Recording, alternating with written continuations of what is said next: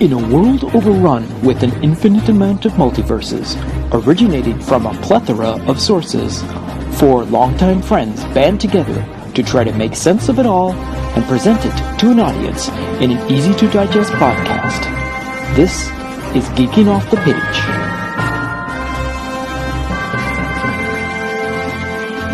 Greetings, geeks. This is Mike Kitchen, and we made this all up. It didn't happen. It's fiction. And this is Trevor. And I would have something pithy to say, but frankly, I don't give a damn. This is Gavin. And there's a thumbtack under my fanny. And I'm Troy, and shave and a haircut. 2 bits. All right, welcome to Geeking Off the Page, and I would like to introduce you all to this program that we call our collective hive mind of talking about geekdom. If you've been with us, this is episode, for the past few episodes, this is episode 29. We're actually recording this on the 27th of November, 2021. And just so that you have some sort of reference as to what's going on in the world at that time. But so we're a collective of 4 individuals that have been friends for going on 25 years. And we just do this sort of stuff on the regular. And we've decided to bring it to the new age of the digital. And for those of us watching and listening, please sit back and enjoy the ride, because it's going to get sometimes a little bumpy. We like to talk about everything in the geekdom sphere, and we're going to start off with doing some news articles that have popped up in the past week. And one of the first ones is what we are going to talk about is the new Earthworm Jim animated TV series. So, for those of you who don't know, Earthworm Jim was an amazing 2D animated game on these things called consoles that weren't called Xbox or PlayStation. In fact, Gavin probably still has his original copy. In fact, he might be playing it right now. He could be.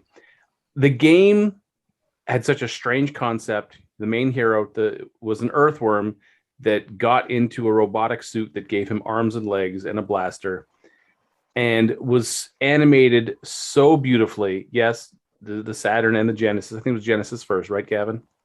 Absolutely. Yeah, and it was such a beautifully hand animated game. We, as animators, we were all automatically drawn to it because it was just so fluid, and then the humor was so off the wall. At one point, you get to launch a cow, and it even says you've launched the cow. It was like this is an event, launching a cow as a weapon. Every game should have an event of launching a cow as a weapon, because why the hell not? Exactly, why the hell not? Yeah. If you can launch a cow, you launch the cow. I mean, and one of the best attacks was the suit would grab Jim, the earthworm, and use him as a whip, and then stick it back in. That would be the equivalent of you grabbing your head, ripping your head and spinal cord out, using your spinal cord as a whip, and somehow managing to get it back in, working correctly, and keep on chugging. It was such a great idea. This doesn't seem physically possible. Oh, for those red versus blue fans and all that. Yeah. Don't forget one of the greatest boss fights ever made, which was Earthworm Jim versus the goldfish, where he just plucks the goldfish out of the fishbowl and eats them. Boss defeated. Exactly. So this series would follow the adventures of the titular Jim and bring new characters into the universe as they navigate the galaxy. Jim's ultimate quest is to find his true home among the stars, a near mythical planet called Earth. So this is Michael K. Paranoid is developing the series with producer Aaron Billett and Passion Pictures Animation Studios. And this is a series that is still in development as we speak and all that. But they do have, if you look up an article about this about this series, is they have an actual little interview sequence that they have with Jim showing off the animation style, and it looks really cool. There's a lot of concept art involved with it and all that, but it looks really, really cool. The animation style looks really really pays a really good homage to the original video game animation, but obviously with a hell of a lot more animation in it than the video game side-scrolling platformer that the original game was. Now, did you guys watch any of the footage and all that sort of thing? I did. I watched it, and I even did like little pauses here and there where they kind of like show like an X-ray of the suit, and you see how he's sitting in there, and he talks about how they upgraded the suit and what they did. It's beautifully done, especially that little turnaround where you see Jim in the suit and they got like the body warmer, but you see like the fibers they have, and they're just listed as more muscles, and stuff like that. Like on the Leo the Leopard, like the cross section, it has like dirt gloves, servos, ultra dense muscles, weapon holster, more muscles, ugly shoes, like just, and that fits the style of the show and of the original. That's like just a perfect successor to it, and I am going to be watching this. This is going to be great. Yeah, Doug TenNapel has been one of my favorite comic book artists lately. He's the creator of Earthworm Jim, and just as I've been plucking around trying to do comic books on the side, this is a guy that I've always held up as an icon on how to do it. Last year he did the Earthworm Jim Fight the Fish Kickstarter. Let me bring that up.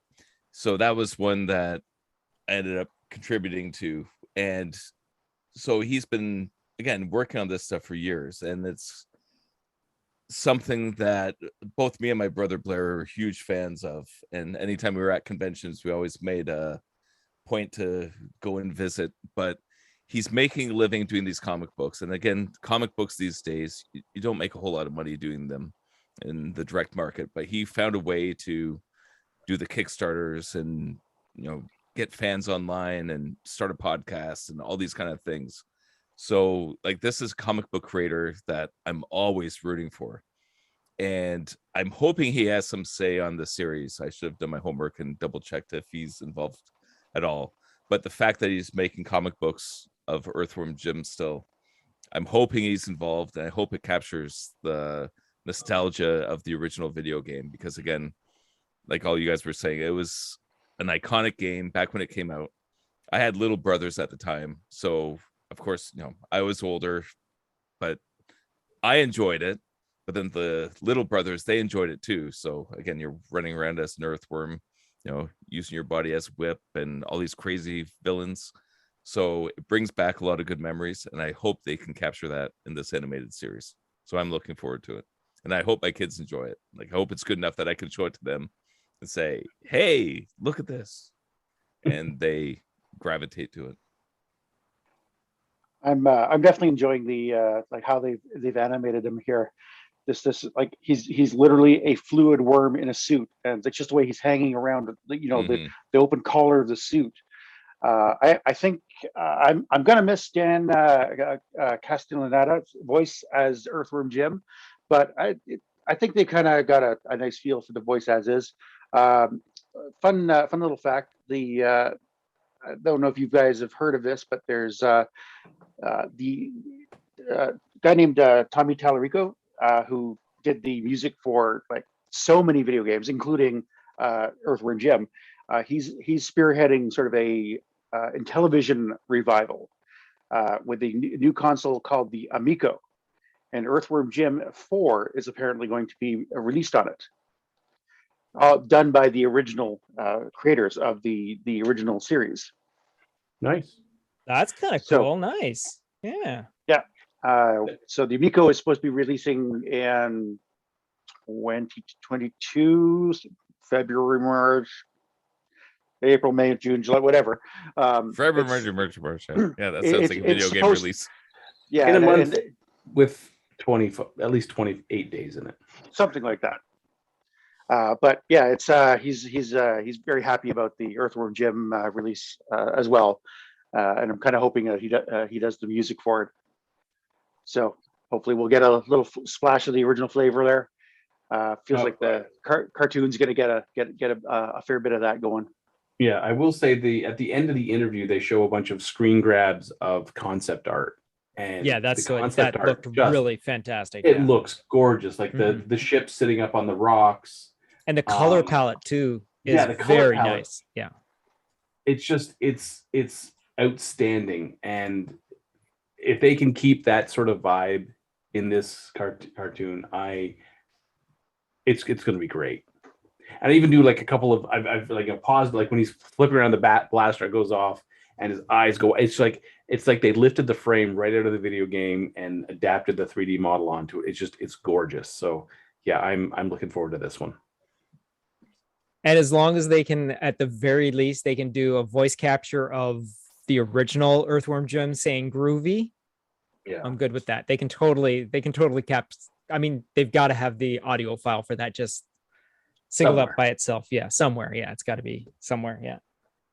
All right. So moving on from that, we've got 30 odd years ago, a couple of cowboys created a new genre in board games, the video board game, known as both Nightmare and Atmosphere.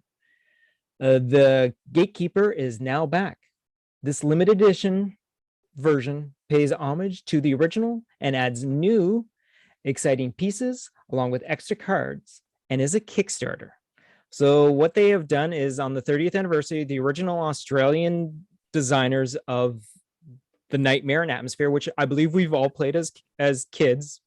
I mean, 30 years ago, because, okay, maybe not kids, but, you know, in our youth. Okay, maybe not. Yes, I know we played in the apartment. Yes, I know we've played it in the apartment, Adrian. Yes, that's what I'm getting at, that we weren't kids when we played it, but we played it in our younger years. It's all relative. I don't think you understand just how long ago it was that we played this. We played it on VHS. That's how long ago it was. The game was only available on VHS. Google what VHS is, people. Just Google VHS. Yes, it's just, yes. You go ahead, you find out, you bring up that little Google tab and you do VHS. Yes. And that'll tell you what VHS actually is. So this is kind of a neat way to bring the new audiences in, as well as paying like a tribute to those that have been a fan of the series all along. I mean, if you go on YouTube and you Google Atmosphere game, you can watch a video of all of six or seven hosts that they had throughout the whole entire things, all versions of it. And you can play through like 8 hours of this. It's just a fun game. They also came out with, I believe at one point there was a DVD version of it, and that was pretty much the last version of it that was out there. But this is one where now they're backing up. Well, the full version of the game has been backed. Actually, they were looking for a goal of I just have this translated into Canadian funds because when I Kickstarter, I automatically translate it, and as I wrote the information, I'm like, oh, this is Canadian. So the Australian people in Canadian funds were looking for $81,000 to back up just the very basic version of it. As of today, with 15 days left on the campaign, they have $235,698 right now. So I mean, and they're going. So I guess you're getting your game, Troy. They're getting. If I had the money to invest in it, I totally would. But it looks like it's at least the basics and a couple of the extra stretch goals have actually been met. So there's some extra stuff, like they've now released like extra cards that are coming with it, extra little player characters. There's actually one of the stretch goals that they haven't reached yet is a pair of dice that inside the clear 6-sided dice have a head of the Gatekeeper embedded inside of them, which is kind of neat.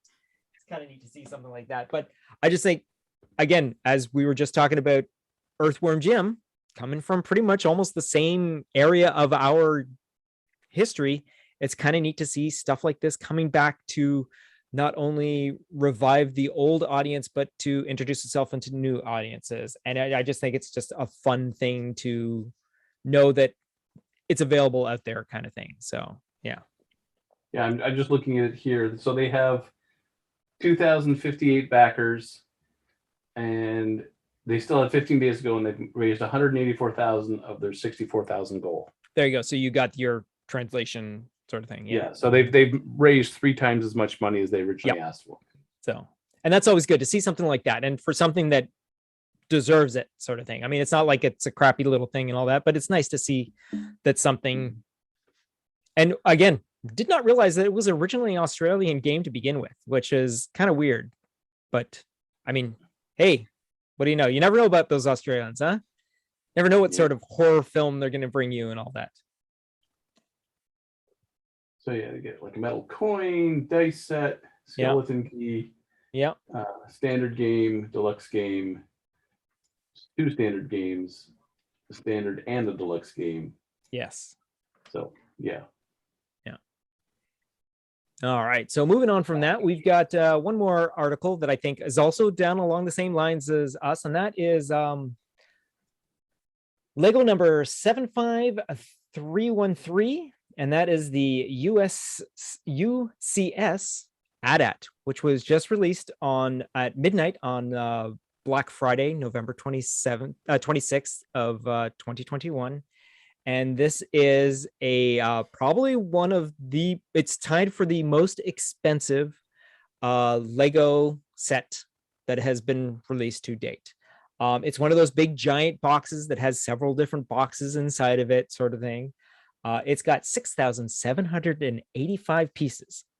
Once completely assembled, it stands 62 centimeters or 24.5 inches tall. It is in length from nose to tail is 69 centimeters or 27 inches. And it is at its width, it is 24 centimeters or 9.5 inches wide. It's as big as the original AT-AT toy. It's $950 fucking dollars. Yeah. There you go. In Canadian dollars. In the US, in it's Canadian like dollars, it's $7.99 in the US, but still freaking $7.99 in the US. But of course, as we have brought up right here, temporarily out of stock. Yeah. So, well, I looked at it and I was like, I have 2 problems with this. One, yes, there's no way I could convince Mayor that the expenditure of that much money on a Lego toy would ever be feasible. Mm-hmm. Business expense. Not even that. And 2, I don't have, well, it's 2 is kind of several things. I don't have the room nor the time it would take to assemble it. It takes over 9 hours to assemble. Yep. I thought you were going to say you had Butterfingers. I thought you were going to say you would just drop it. No, you've seen. We've all seen Spider-Man, and we saw what happened to the Death Star. That would be Trevor with the AT-AT. No, I could do the model. It's just 9 hours. I could not reasonably carve out 9 hours of time to assemble this while fighting off Harrison and Fred at the same time. It's just not going to happen. It's just that piece doesn't go there. That piece doesn't. Pieces will go take missing. That out of your mouth, Harrison. Take that out of your mouth. Fishing like pieces out of Harrison's mouth, running after Fred as he runs off with a leg. Trevor, you can make this work. Where does the piece go? They would be so skilled by then. Come on, this is like a college education. See, I can do stuff like this. Okay, Mayor, if you're listening to this, this is essential. Trevor needs this. Your children need this. Your sons, this is important. For the benefit of your children, your son and all humanity. Trevor needs this. No, it's not going to happen. I can already tell you, not going to happen because there's no conceivable way that I could justify that. Now, we also saw along, as Trevor was mentioning, how long it actually takes, and we saw a time lapse build of someone making this. Which, I mean, what? It's now the 27th. It was released on the 26th. Okay, there you go. It took that long. Well, I think he was given an advanced one. No, I'm pretty sure. Yes, because through it looks like he changes his clothes 3 times. He's obviously taken a couple of days to work on this sort of thing. But it was just beautiful to watch this like sped up footage. It was just so gorgeous to see this thing come together, and it looks so intricate, and it looks like it is as posable too as the original. Well, the fact that you actually assemble Lego tools to help you assemble. Exactly. I know. I was just going to say, like, you can adjust the leg. Oh, you want the leg to be turned this way? Okay, you got to put this piece of new Lego tool inside and twist it, and then the leg will now move forward a little bit. It just the fact that the age rating on it is 18 plus. I would love to see Phil Tippett animate that. Ooh. I was very impressed by his freaking Lego room. The room itself, he had a Lego serious room. Lego going on. Like all of those bins in the back, They were Lego bins. Color-coded Lego bins. Yeah. Color No, code. that was definitely a very sick looking room. That was fantastic. Yeah. I thought about it and I'm like, I can't justify the cost. I can't justify the time. And when I finish it, where the hell do I put it so that kids aren't climbing all over it and attempting to throw a saddle on it and ride it? Well, I will tell you, we are a household of AT-ATs. It's one of the big collectibles for one of us in the Star Wars genre of collecting. And if we were to have it assembled, there would be a place made for it. But to make that place and to make the actual thing and to pony up $1,000 to. It'd be like a Snoopy doghouse in the back. So the Canadian and winters come and it's not my favorite Star Wars vehicle. So that's the other thing, is it's not your favorite Star Wars vehicle. No, so I couldn't justify spending that much money on the AT-AT. Okay, what's your favorite? Doesn't like Boba Fett either. Yeah, you have to say what your favorite is. I have to. Yeah, Millennium Falcon. I've always been a fan of the Falcon. All right, it's a giant hunk of junk and a piece of garbage. Out of the Lego sets that are available, I also would have to go with the Millennium Falcon. However, the AT-AT would be easier to set up on a shelf than a Millennium Falcon because the Millennium Falcon is so flat. That's the only thing about it, because it would come out so far from the shelf. Yeah. I will point out one of the biggest problems, though. So just let's say Meredith says besides the price. Yeah. So let's say Meredith says yes. Let's say he's got the room somewhere. There's at least 2 four-legged problems that exist within Trevor's Jason had that thing knocked over in a heartbeat. He'd be like, "What's that? You're spending more time with that? Oh, let me." It's like, and then you have the Star Wars Ned leads with the Death Star. It's just like, oh. All the Optimus Primes I have on those top shelves, you can see in the camera, they've been knocked at least like a few inches by Link stretching up and batting, like whacking away at them. Oh yeah.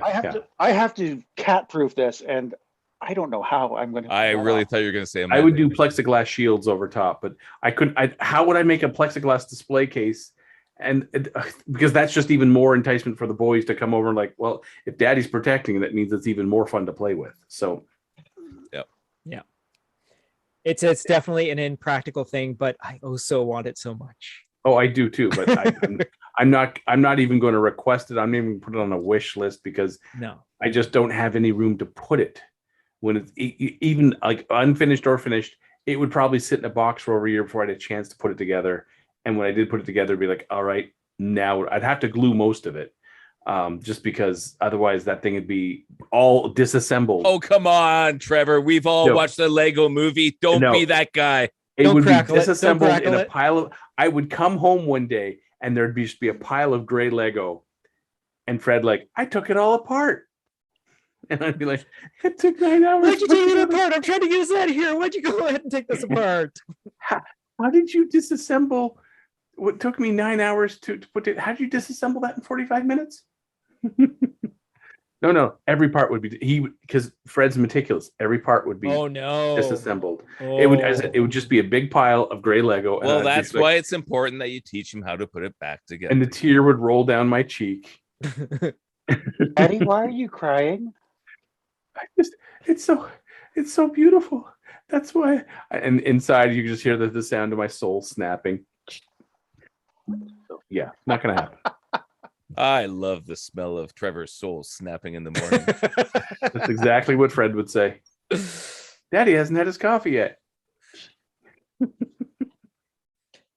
Okay, on that note, we're gonna move on to one of the stuff that we've been watching over the past week and all that, and we had a couple of things dropped onto our streaming services, and first of which is the second part of Kevin Smith's Netflix Masters of the Universe. And I haven't seen that yet, so you guys will tell me all about it. All right. So basically, this basically picks up where the cliffhanger ended from the previous one. We got God Skeletor and taking over Castle Grayskull, and what do you say, Trevor? Because I got an idea of what I want to say, but I want to hear what someone else's opinion of it is. Well, so they He's rubbing his head, folks. Yeah. Okay. Yeah. Okay. I For see the where you're audio going, Trevor. listeners, he is No, rubbing exactly. his Yeah, head. he's rubbing his temples. He's Yeah. So there was some. So Adam basically, after taking a sword through the guts from behind, Mhm. they do a quick little backstory of Tila and her mom, and Yeah. she uses magic and kind of heals him. And then Skeletor starts to laugh, or God Skeletor starts to laugh, and then Prince Adam starts to laugh, and he's like, "What are we laughing about?" And he's like, "Well, the sword was just a conduit. The power was always there."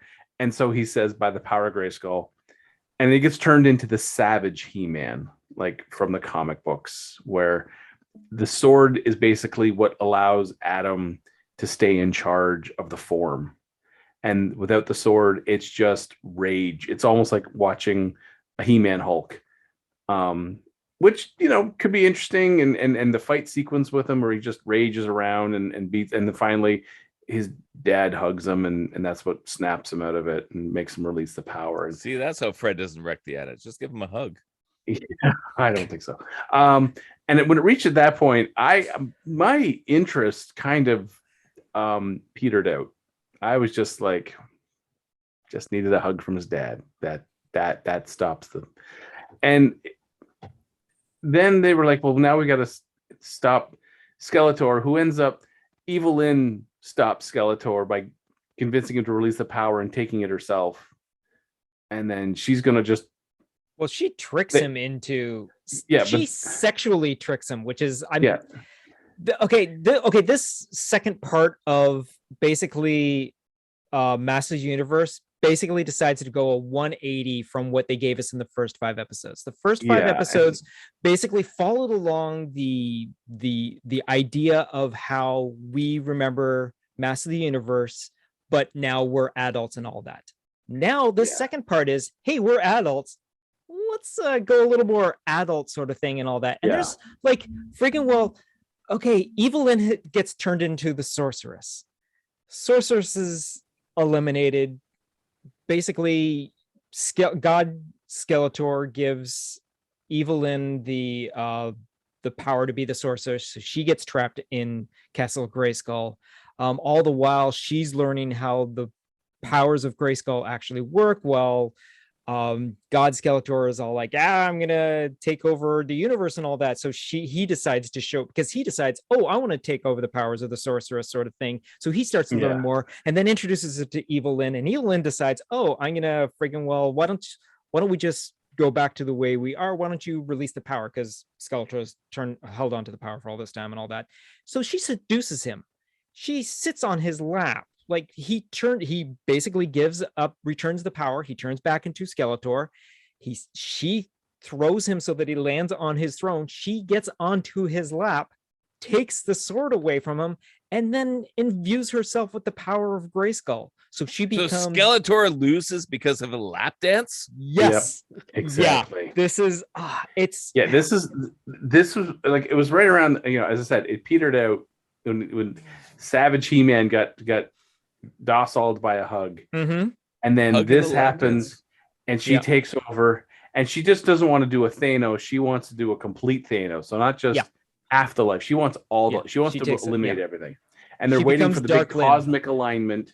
When everything's aimed at Eternia, the maximum universe power or whatever. And then it turns into the Tila story about, she's got to accept the fact that her mom Tila goes on a spirit walk. Tila goes on a spirit walk for a bit. To try to and does she still have the same haircut? She gets an alteration at one point, but but still, so she accepts being sorceress, but then doesn't accept it in a way. She doesn't have the limitation of being stuck at Grayskull. And at the end, she basically figures out she's the only sorceress to be able to figure out a way to exist outside of Grayskull. Look, do you remember when Kevin Smith was first talking about how they were writing the first few scripts and all that, how they would basically write the stuff, and when they went to the animators said, hey, when you want a fight sequence, just put like fight sequence here. We'll take care of it. Fighty fight. Just put fighty fight and we'll take care of that. Yeah. Whoa, do they ever do fighty fight a lot in this? Like there is barely any sort of Kevin Meaningful Smith, dialogue. meaningful dialogue. Yes, it's a lot of fighty fight. Don't get me wrong, the fighty fight looks fantastic. The new character designs for the characters, when it goes from Sorceress Evelyn to Dark Evelyn to Dark Lynn and all that, the design on the characters is fantastic. So you know from the trailer that Orko comes back. And of course, Orko comes back at the end, but it's when Evelyn decides to raise the dead to fight off all of Eternia.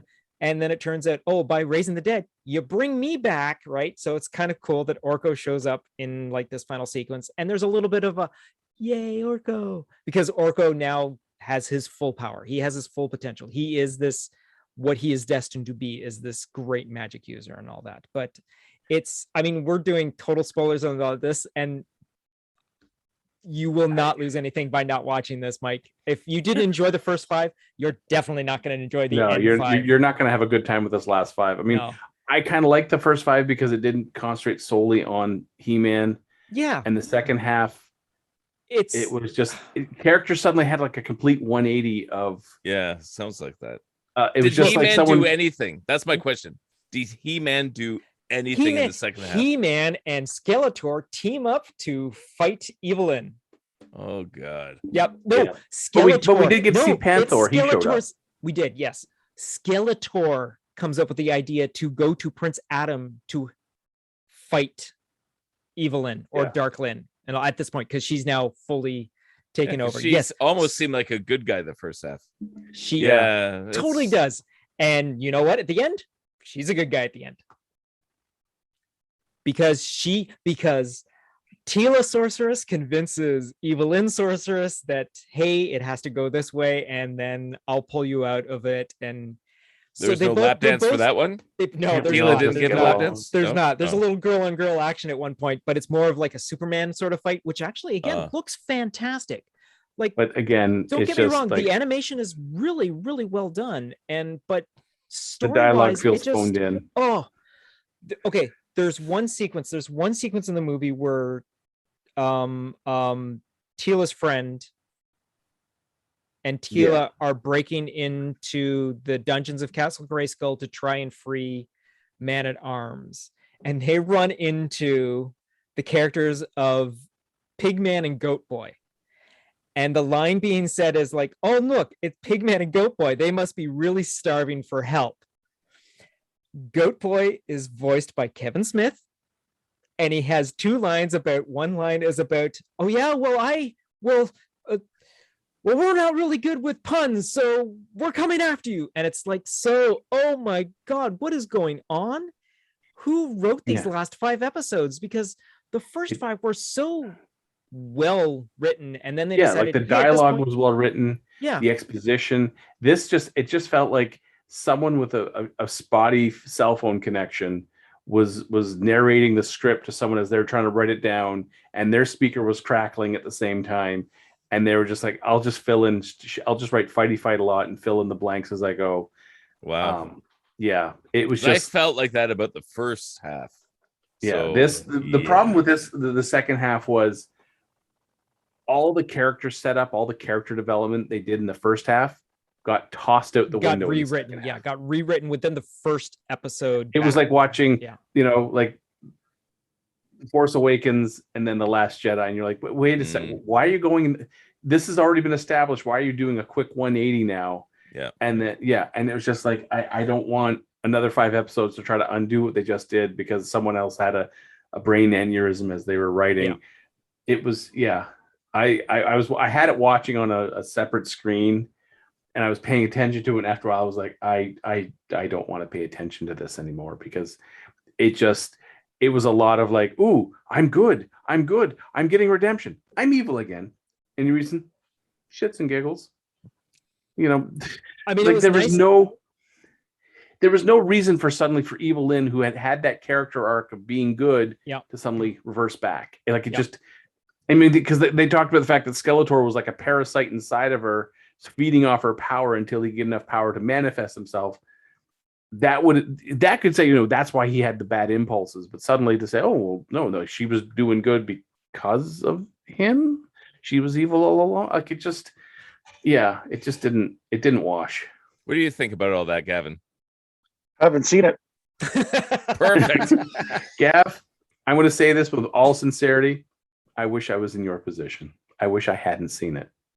Look, I've watched that first episode back, and I think I got caught up in watching the animation of Savage He-Man fighting God Skeletor, and it looked really cool, and it was all that. But after the that animation episode, was gorgeous. Yeah. The fight scene, it was well thought out. Of like when you have someone, it had a very nice anime style to it. It had a very, very loose, very completely different than the original Filmation, obviously, because we're going that. It felt like someone had been watching and rewatching Avengers and Age of Ultron to see how a mindless Hulk fights. Yeah, exactly. Like just exactly, that continuous rage of you throw it to the side, it gets right back up and charges without even hesitating, charges right back in. Mm-hmm. No strategy, just rage and strength. But after that first episode was over, I'm like, wait, what did we just get from that episode? It was a fight sequence, and that was it. That was a 22-minute fight sequence. I mean, there was other stuff put into it, but that's the only thing. To be fair, Dragon Ball is very guilty of that. Oh no, I totally understand that. But Dragon Ball has been built on that. That's the thing. Yeah. Dragon Ball didn't. They have 3 episodes of people just talking, and like one episode of shit finally happening. Yeah, and exactly. Then You're used to that. Yeah. Episodes of just mouth moving as everyone poses, and then So you should watch Naruto then. So the Naruto final makes you cry. Naruto makes a grown man cry. Look, no, I will admit when Orko showed up, when Orko showed up in that final episode, I'm like, oh, Orko, oh, and even Evelyn, or at the time, like Darklyn, gives him his props. Like, you see, you've become your full, your full attitude and all that. The final episode, like, I didn't catch any of the other titles, but the final episode is called "Comes with Everything You See Here." That is the name of the episode. Episode 10 is "Comes with Everything You See Here." So, as far as we know, there is going to be a second season. They are currently working on a second season, but what are they going to do with it? Honestly, I don't know where they can go with this. Hope they actually work on it. Yeah, I mean, Evil Lynn is now back to being Lynn, I guess, and she's off on her own, doing her own, like, whatever journey and all that. I think Orko is back. She stopped him at the last second from traveling back to the other side, because at the end, once everything was resolved, all the spirits went back to the afterworld. But heaven was destroyed. That's right. Heaven was destroyed. So we're all the Skeletor destroyed all the souls. Skeletor destroyed all the souls in heaven. So there's no longer a heaven cartoon. Good. Yeah. Oh, and as it turns out, everyone who dies just looks forward to hell. Oh, and as it turns out, according to Evil Lynn, God died on the day the universe was was created. So God died on the day the universe was. But there were great lines of like Fistor. See, yes, Fistor. Yes, yeah. Hold up his fist. Man, I want to fist him. Yeah, it's like it's definitely got some Kevin Smith humor to it, but it just, like I said, the way they cut it off, the first 5 was, I'm glad they gave that to us, because that was a good continuation of our original. I mean, okay, I'm saying for me, Mike, I understand you did not enjoy it. For me, I thought, but for them to give us the second 5, if this was a completely different property, it would have been really cool. If this had been its own original property, it would have been really cool to watch. I love the character design. I love the God Skeletor. I love the fact that we got so much more Mark Hamill in this. And we had a lot of his, like, he does a lot of wait, what sort of things. Like Mark Hamill doing the wait, what is fantastic to hear. And like, but it's just so unfortunate that we got those final 5 episodes. And I have not felt this so disappointed in a series when it was such a big start to this thing, and then all of a sudden to get what we got, I'm like, oh, really? This was Game of Thrones season 8. Wow. It really was. And the was. thing that gets me is listen to the Kevin Smith podcast, how they're talking about, we're making this for the fans, we're making this for the nostalgia, we're bringing everything that you loved and we're bringing it to the series. What happened? I want to know what happened. It's like they were coming around the 4th corner and tripped into the 4th corner and watched all the other runners go by and win the race. It really, it just felt like that. Like they just, like someone else took the reins. I don't know if it was a producer or someone, but it just felt like these episodes was other people in charge who did not watch the first five Maybe it was episodes. a matter of like, you know, the first like ones course weren't correction or something like received that? well. Yeah, So like some like producer like said, "Hey, we'll fix it." yeah, that's what it felt like. It was missing a lot of it felt like it was missing a ton of dialogue that Kevin Smith would normally have in anything he does. Yeah. Mhm. Which would help with some of the exposition of why a character suddenly changes their personality 180. So we were missing some of that exposition of why through dialogue. It just felt like, yeah, someone just kept typing fighty fight in the script, and the studios were like, all right, let's just keep on fighting. As I said, it's Game of Thrones season 8. Like, it was just, they threw logic out the window, they threw dialogue out the window, and they're just like, let's just have some really fight, nice visuals, and that'll make everyone happy. And it was just like, what a waste. Yeah, Lost unfortunately. opportunities. But after that, again, that's our opinion. If you enjoyed it, you enjoyed it. Good for you. If you enjoyed it, actually, tell us why you enjoyed it. What was it that you really enjoyed about it? The listening audience, please, like, pipe in. We'd like to hear what you guys have to say about this sort of thing. I mean, this is our opinions. We want to know, are you new to the Massive Universe because of this Netflix series by Kevin Smith and all that? I'd be interested to hear what your take on all I this would is. love to hear people's differing opinions on this. Yeah, I really for sure. If you can come up with something that maybe makes me go, oh, I didn't consider it that way, and maybe look at a new view, I would happily entertain that. Again, for sure. I wholeheartedly agree with you there, Trevor. All right, so we're going to be moving on to a Disney Plus offering from this past week, and we got the first 2 episodes of the Hawkeye series dropped on us. Now, I'm just going to quickly put into this. From looking at these 2 episodes, I think it probably would have been a full 2-hour episode as the first. They just decided to split it into 2 because the second one picks up exactly at the moment that the last one picks. But anyways, that being said, go for it, Gavin. What do you think of Hawkeye? First 2 episodes? I haven't watched it. Yeah. Why do you think I refer to this as my Marvel support group? Okay, you did watch it. Continue. I did watch it. Yes, of course I did. All right. So I've always liked Jerry Renner's Hawkeye. Just always he seemed to be sort of the he didn't have the fancy powers, but he had the competency. He had the heart. Like he was the guy who delivered like the inspiring speech to the Scarlet Witch in Age of Ultron. He was the guy that he wouldn't give up. And watching those the first 15 minutes where Kate Bishop is watching Hawkeye at the top of the building, fighting off the aliens, and you could just see that little snap in her little brain. Basically, this is who I want to model my life after. I need a bow and arrow. Exactly. And the there always seem to be the characters, the characters that everyone seems to want to be is Iron Man or Hulk or Thor. You always see the kids dressing up as one of them, but you never see the kids dressing up as Hawkeye. And the fact they address that is amazing. Yeah, exactly. Branding. I loved how he was less concerned about the fact that Kate Bishop had the Ronin costume, more the fact that if she was wearing it, she was probably making enemies. So he went into full father mode with her. He wanted to protect her, wanted to make sure she was okay. Everything about him was like he is the most humble Avenger. When they offered, when they were like, no,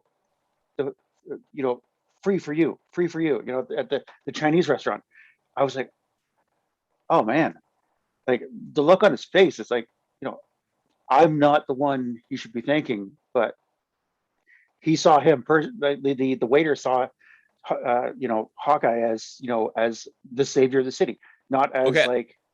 I have to butt in here just really quick. That's what drove me crazy with the whole Falcon Winter Soldier story. Falcon should have had that same sort of gratitude from people, but they decided to go a little bit political with the script. But the way that was handled in the restaurant, I agree with you, Gavin. That was a beautiful moment where he's an Avenger, he's an agent of S.H.I.E.L.D., he's fought Thanos, he's here with his kids, and they want to give him a free meal. It's like, you don't need to do that. Again, yes, super humble, but you see the respect. I agree. But the waiters just say, yes, we do.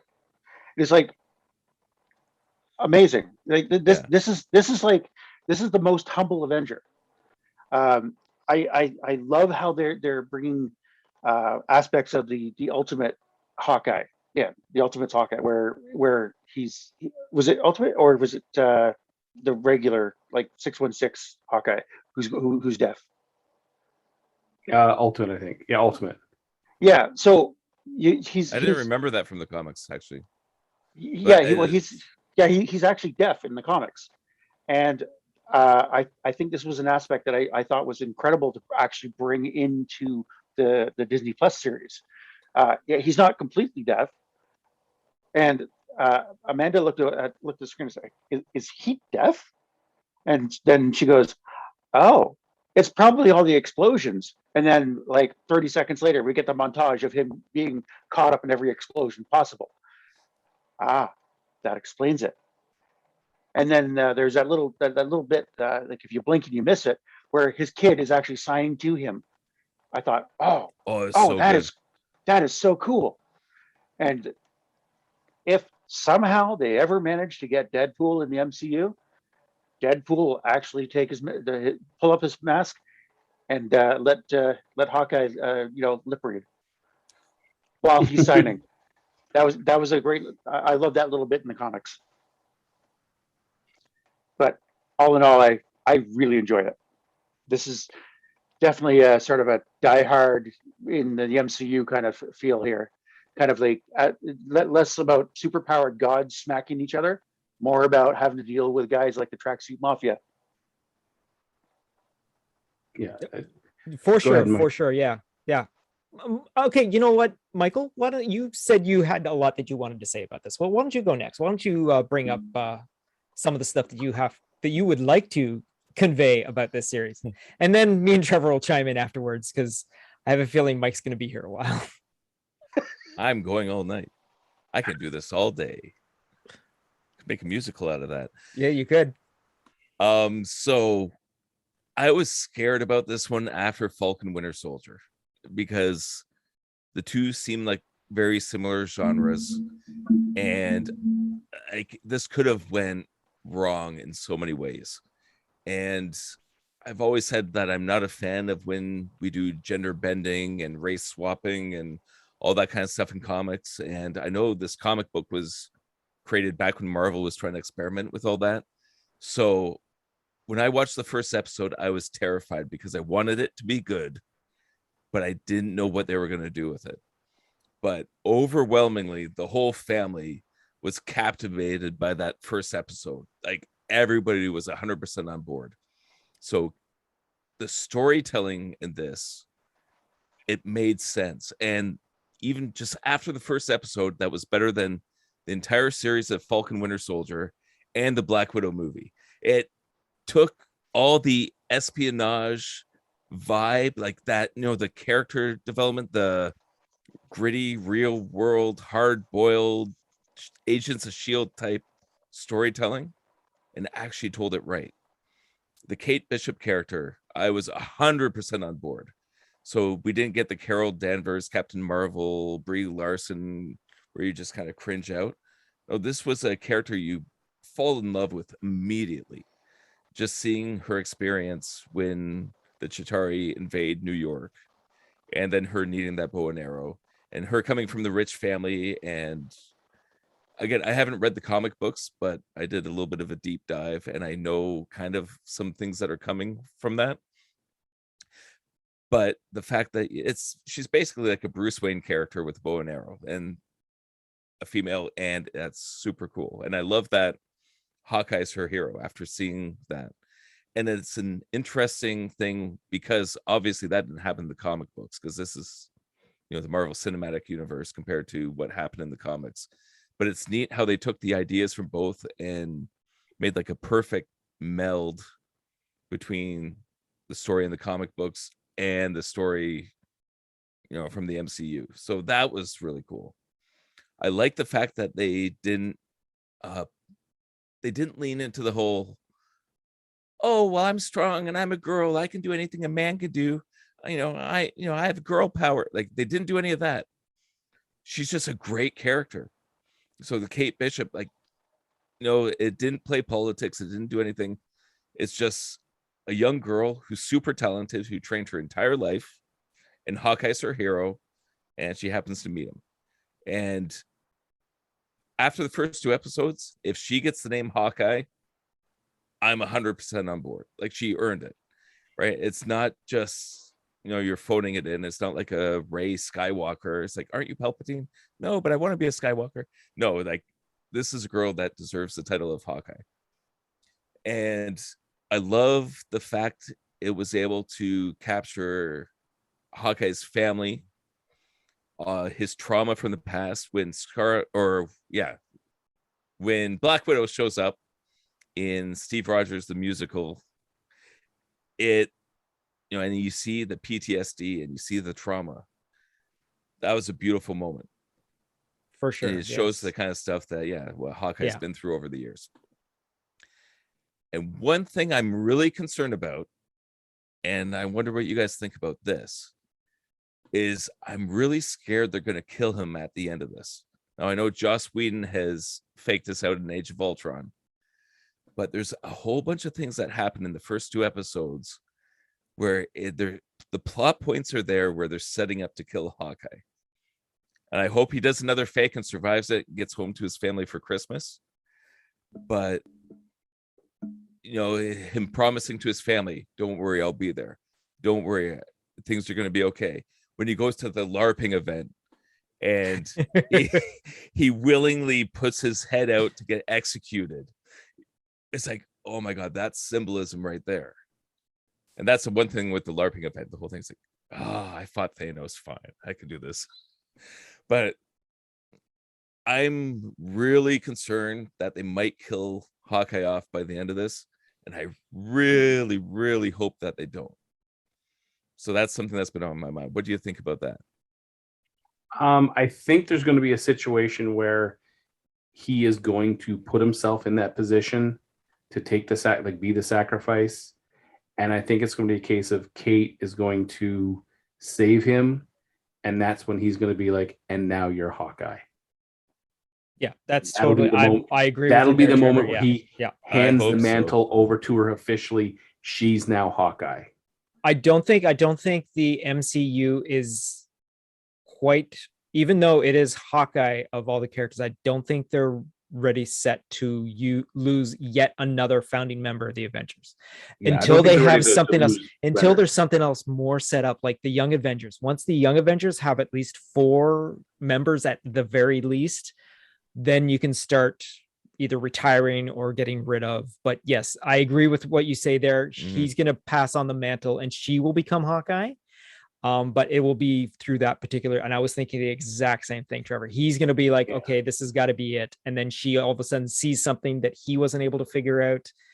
And then, and then he gets home to his family. Yeah. That's going to be, you're not going to see the family, but he's going to be showing up on the front step on Christmas Eve. Sack full of toys. It was something that was nice was when they highlighted the hearing aid. Yeah. We know that in this series, in the next 4 episodes, we're going to see Echo, who is deaf. Yep.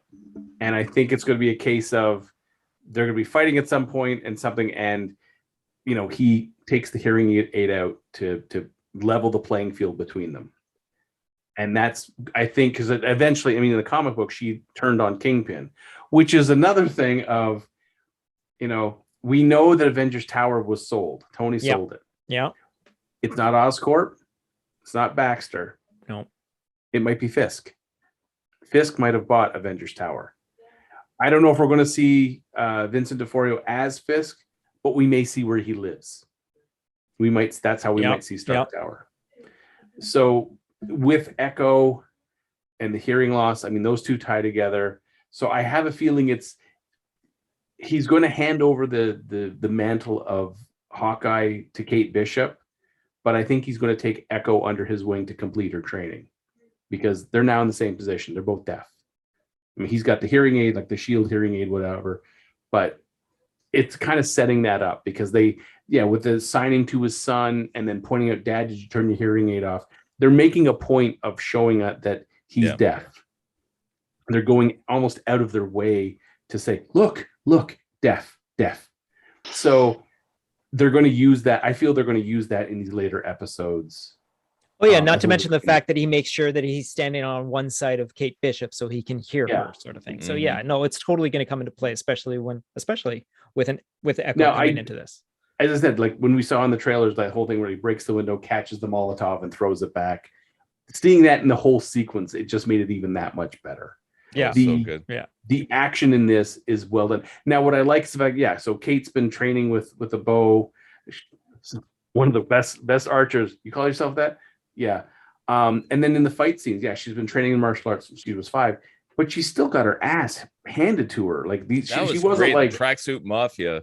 And like that's one moment where I was like, are they gonna just make her one of those out of control, powerful female characters? But no, 5 massive dudes and a little girl fighting them. She held her own. She held her own, but she was still taking quite a few. I mean, I think the Ronin costume was absorbing a lot of those hits, so she wasn't taking the full brunt of them, but she was taking quite a beating. Like when he showed up and she jumped in the car to take a breather, when he showed up and basically saved her ass, that's the difference between Hawkeye and Kate Bishop at that point. That was a beautiful moment. And it's some of it is confidence, some of it is training. Like he's been a Shield agent and he was Ronin himself.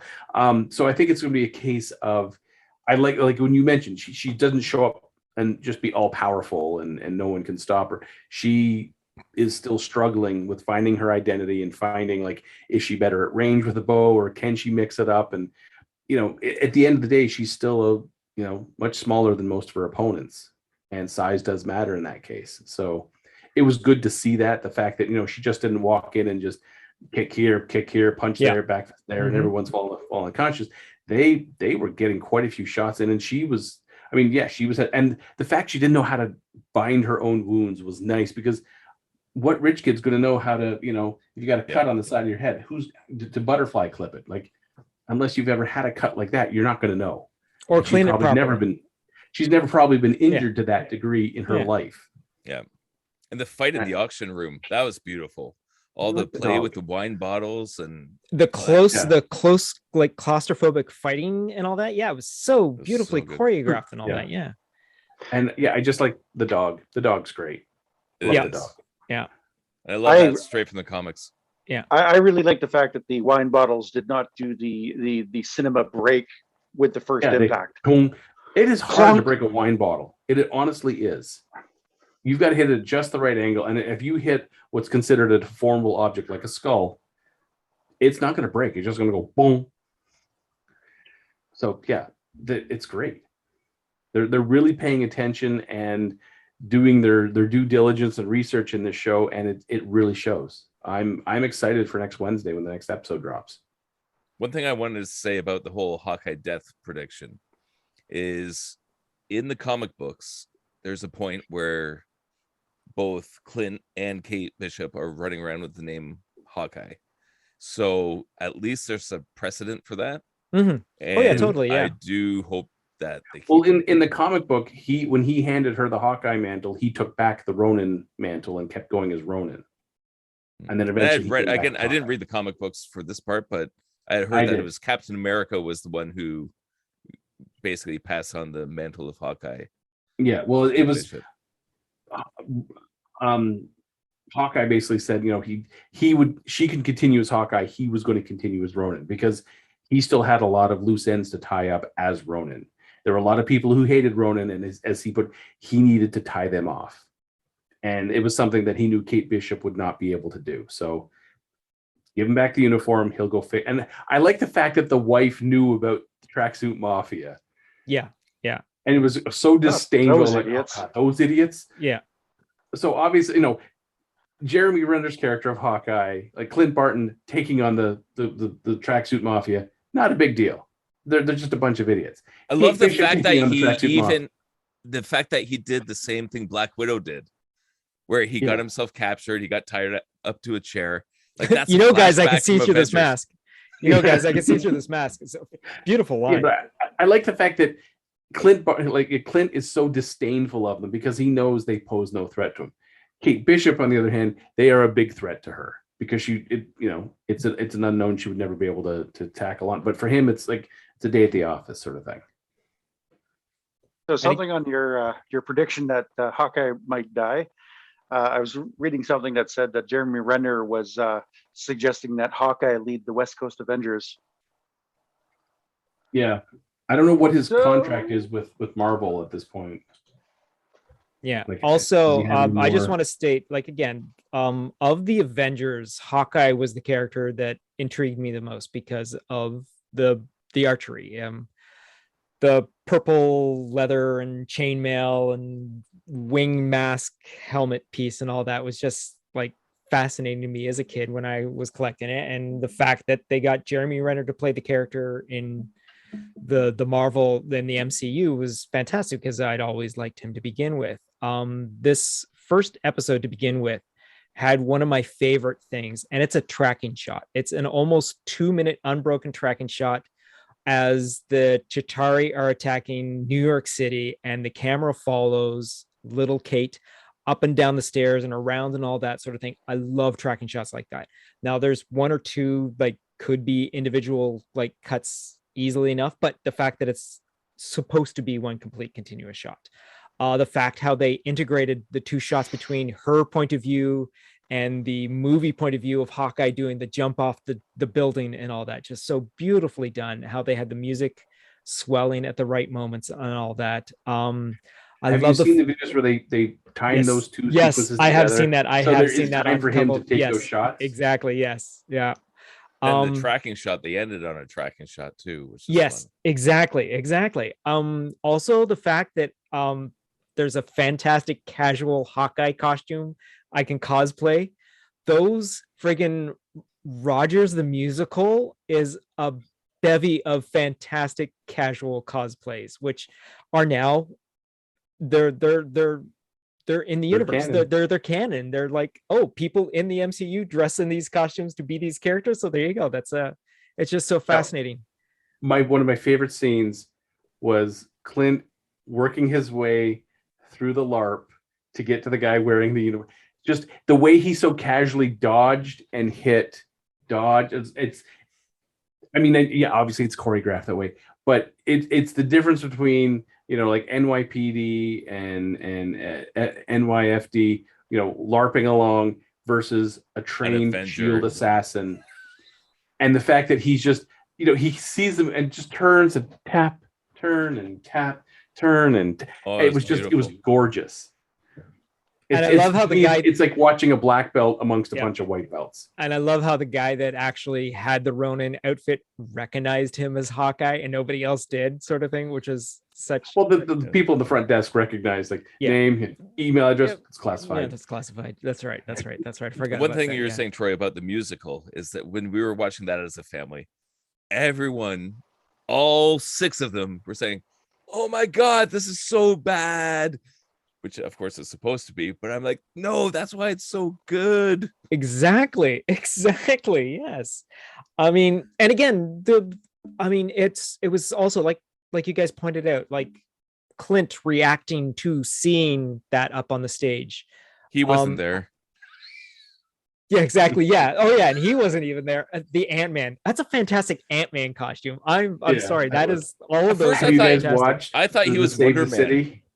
When I saw him, I thought he was Wonder Man. I didn't think he was Ant-Man. It's like, what's Wonder Man doing here? If you go on YouTube, you can actually listen to the whole soundtrack to the Save the City song from Hawkeye. Nice. It's like a 4 minute and 30 minute, 4 minute and 30 second thing. And you could, I just like, now they've got to take that and they got to put the video to it. We got to see it. I want to see Rogers the Musical now. But obviously in Rogers the Musical, Loki doesn't have a very big part because Loki has a very intricate like outfit. It's not your casual, it's not like a hoodie with some horns and all that sort of thing. It's a full-blown Loki outfit that he's wearing. Yeah. But yeah, how the other ones are like, the Hulk is fantastic.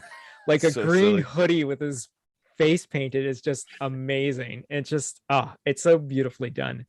And yeah, I mean, look, for these first 2 episodes, I mean, again, we don't know what the third one's gonna do. If the third one picks up right off where the second one ended, then okay, I understand how it did. But this one looked like it was like a 2-hour episode that just decided, we'll just make it 2 episodes, sort of thing. But this, it was, I mean, this whole 6-episode arc is taking place over a couple of days. So yeah, that's the other just thing. So yeah, we're gonna get through like this watching story. 24. Yeah. And like you guys said, look, Haley Steinfeld is like my favorite thing about Bumblebee. She And Pitch Perfect too, and yeah, Pitch Perfect, and what was it? True Grit, right? Yeah. She was fantastic as I a didn't little kid watch actress. any of those movies. She is a fantastic actress to begin with. So you can definitely guarantee no matter what she is in, she is definitely a huge star on the rise. And I'm so glad that she is so well, like between the two of them, between Jeremy Renner and her, they have almost pretty much equal screen time. and they have a good chemistry. And they have a Oh, the great chemistry is beautiful. Fantastic. And I love chemistry. how they set up Hawkeye with his family. Yes. Right. Yep. So he's that father figure. Like they Mhm. establish him as a family man and a father. Mhm. And then when he's about to punch her lights out in the Ronin costume, it's like, oh man. That look on his face. Yeah. The instant change in his facial features when he thinks he's about to punch out this dude that's stolen his Ronin outfit. And then all of a sudden, it's like, I got a little kid I gotta take care of now. And I love the look on her face too when she all of a sudden realizes who he Hawkeye. is. It's like, you're my hero. My And hero. her almost comedy, punched my lights out. her comedy acting is beautiful. Yeah. Through the whole thing. Like she handles all the different emotional stuff great, but the way she lands all the comedic lines and just that timing of everything. Yeah. That look on her face when she realizes that her bell tower shot, was not quite as good as she was expecting. Dun, dun, dun, dun. Oh. But that's not yeah. good. Yeah. Oh, that's even less good. Yeah. So yeah, she already feels like a fully fleshed out character that belongs in the MCU, which is a fantastic thing with 2 episodes. Yeah, with 2 episodes under your belt. So I mean, this is I mean, we've only got 4 left. So now I'm going to say I called the swordsman when she's like, "What's with all the swords?" I'm like, yeah. Oh no, did they? And the second he showed up on the screen, I'm like, "That's the swordsman." In the comic books, because Clint he's got a little shoot, in the comic book, he's got a little more of a twirly little mustache. Yeah, but the things in the comics, Clint ran away to the circus, and it was Trick Shot taught him how to fire arrows, and the swordsman taught him how to fight hand to hand and with swords. So I'm wondering how they're going to combine it. I don't know how they're going to combine that, but the fact that the swordsman is there, and when they did the little impromptu after dinner fencing match, I was just like, "Oh, that's beautiful." Which apparently was Fred. both actors, which was both actors doing the sword fighting. Yeah, it was great. And I love the fact that when she's fighting him, she knows it's like, you're not even trying. You're not even trying. So he takes the helmet she's off, good enough so that stabs at she can his read head. her opponent. He takes off the helmet, goes for the face, and he like tink, and not just knocks the shot, disarms her. Yes.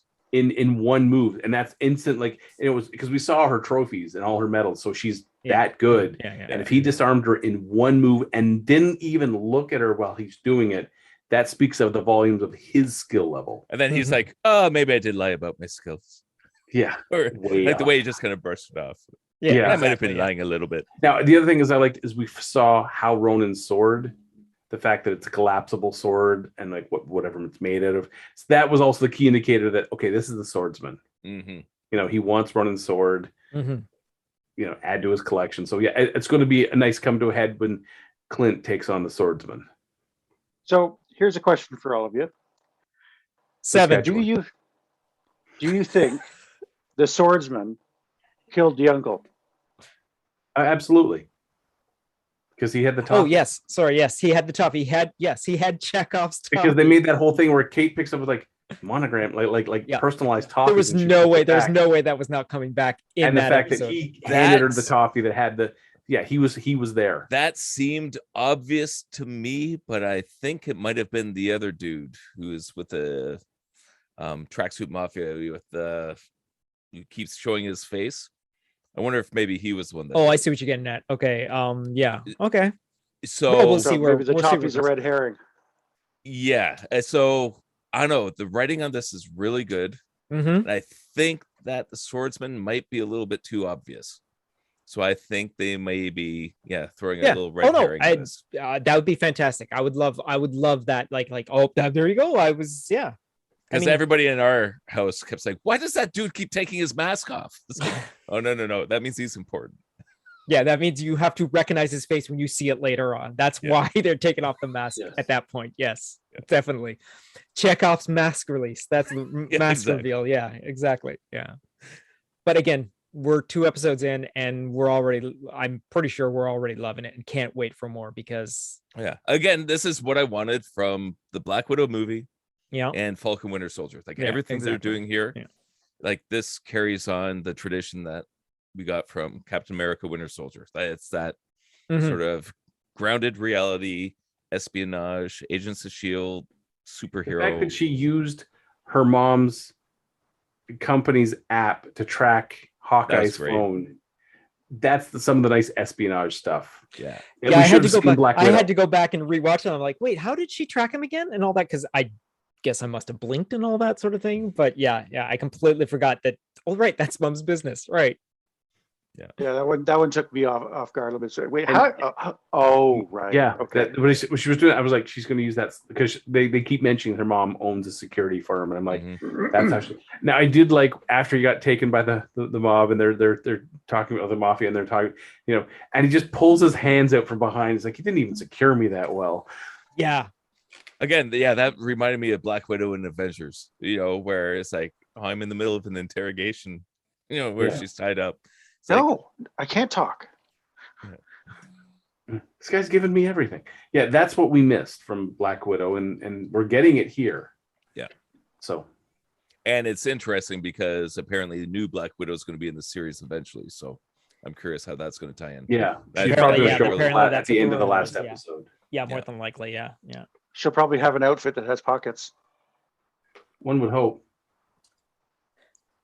All right, so moving on, we're going to move on to our next culminative collection, and we're going to be talking about our top 10 movies that are our own personal top 10 movies. We've been doing this for the past couple of weeks here and there over the past little while and all that, and we're down to our number 8 for this particular week.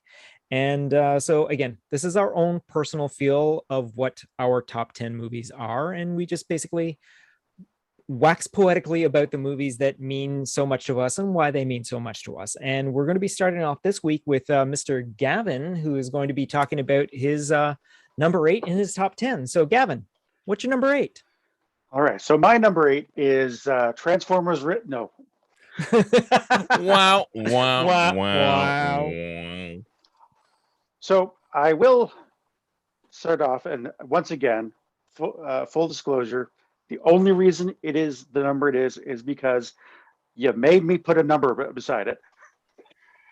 And I can't really change my number 8 to number 3 and after I've done number 8. So it's part of the game. Weird numbering. So my particular favorite is something that really took me off guard. Directed by Guillermo del Toro from 2013. Starring Idris Elba, Charlie Hunnam, and Rinko Kikuchi. Pacific Rim. The look of disbelief on your face is incredible. Go on, please go on. It's basically the giant robot kaiju movie I never realized I needed.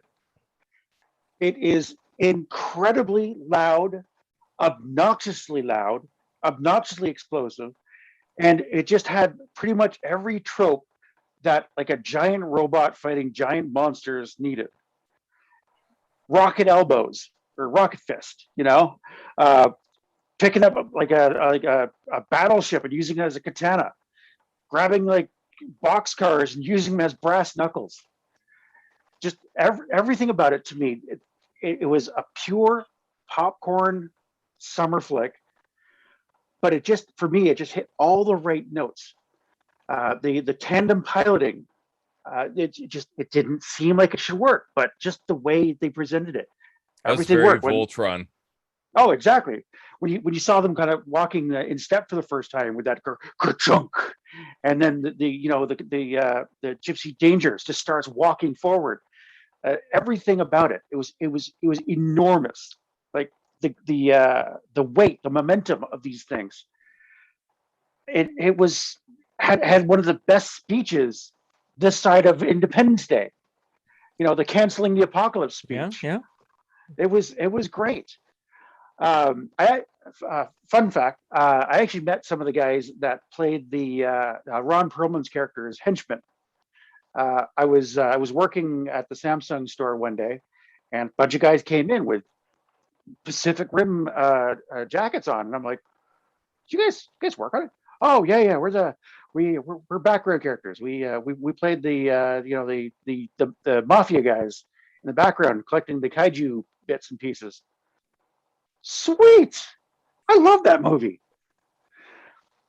It was but anyway, getting back to Pacific Rim, everything about it was just for me.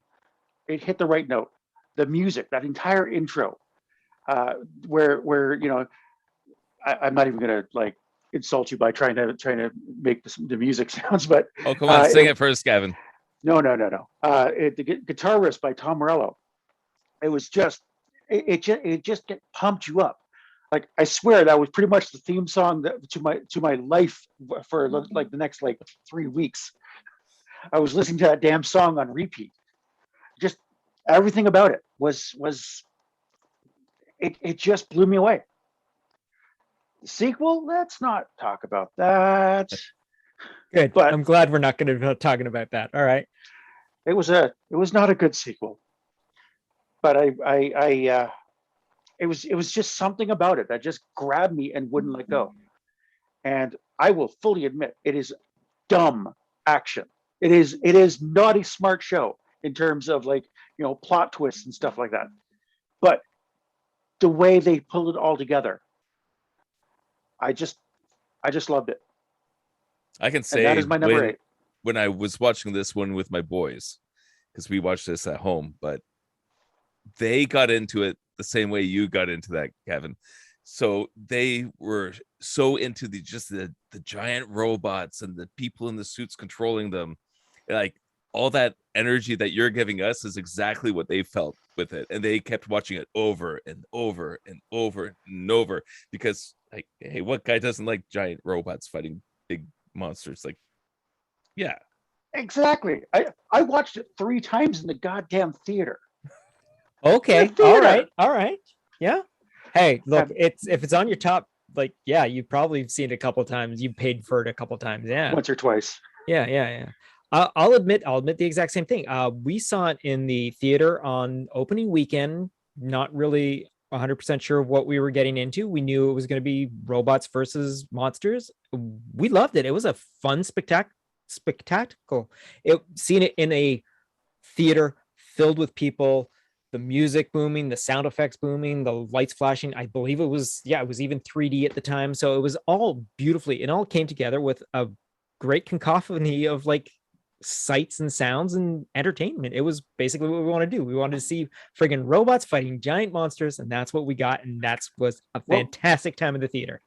That's exactly it. I went in with one expectation: giant robots punching the shit out of giant monsters, and vice versa. And it fucking delivered. Yeah. Alrighty then. Great. Yeah. No. It was a spectacular movie for sure. All right, so I'm up next. So I'm going to talk about my number 8 movie, and it's a culmination between the production companies of Touchstone Pictures, Amblin Entertainment, and Silver Screen Partners. So what it is this movie was released on June 22nd, 1988. It has a total running time of 104 minutes. Its original budget was $50.6 million and pulled in a box office total of 329.8 million dollars. That's all US funds, way back in the time that the movie was actually released and all that. So it's an American animated Look at Troy teasing comedy us mystery, with stats. directed by Robert Zemeckis. And I'm just going to say it. It's Who Framed Roger Rabbit. If you couldn't tell from the opening of the episode, my quote was the good old Judge Doom's shaving a haircut to pull Roger out of his hiding place. Yeah, so this movie, produced by Frank Marshall and Robert Watts, it's loosely adapted by Jeffrey Price and Peter S. Seaman from a Gary K. Wolfe's novel from 1981 of Who Censored Roger Rabbit. So if you have not seen Who Framed Roger Rabbit, do yourself a favor. It's on Disney Plus. Look, if you're listening to this, more than likely you've got a lot of the streaming services that we have, and there's an actually really greatly restored version of the 25th anniversary version of the movie that is available on Disney Plus. So it has all the actual extra features on it, which is kind of neat. When you watch it on Disney Plus, it has the special features that came on the extra one.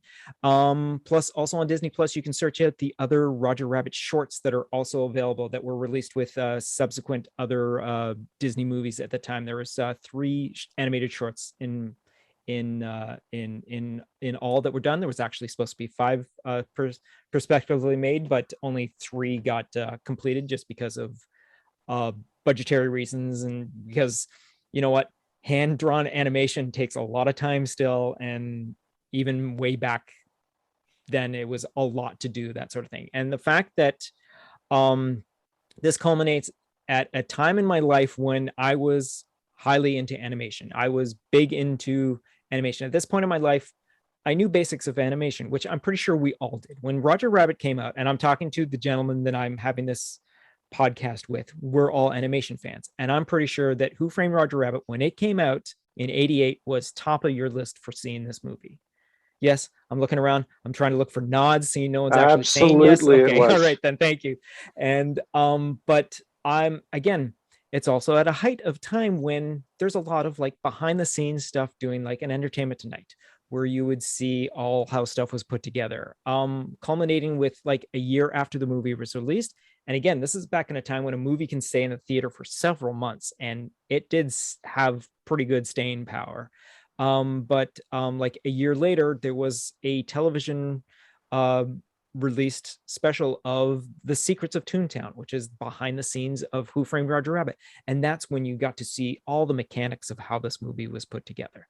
Now, that's beside the movie. I mean, it's one of the main reasons why I love the movie, because I know how the movie was done, that makes it such an even more fascinating thing. And technically, this movie shouldn't have worked to begin with, because it's a culmination of so many animation studios allowing their property to be shared at the same time. This is a movie where you have Mickey Mouse, Bugs Bunny, Woody Woodpecker, Betty Boop, all from separate different like animation studios coming together to make this one film centered around brand new characters from yet another character called Maroon Studios. And that's your Roger Rabbit, your Baby Herman, your Jessica Rabbit, and your Mrs. Herman, which is Baby Herman's mother. So, Benny and whatnot. And sorry? Benny the Cab. Yes, sorry, I forgot Benny the Cab. This is a fascinating, first of all, it's a really cool noir 1947.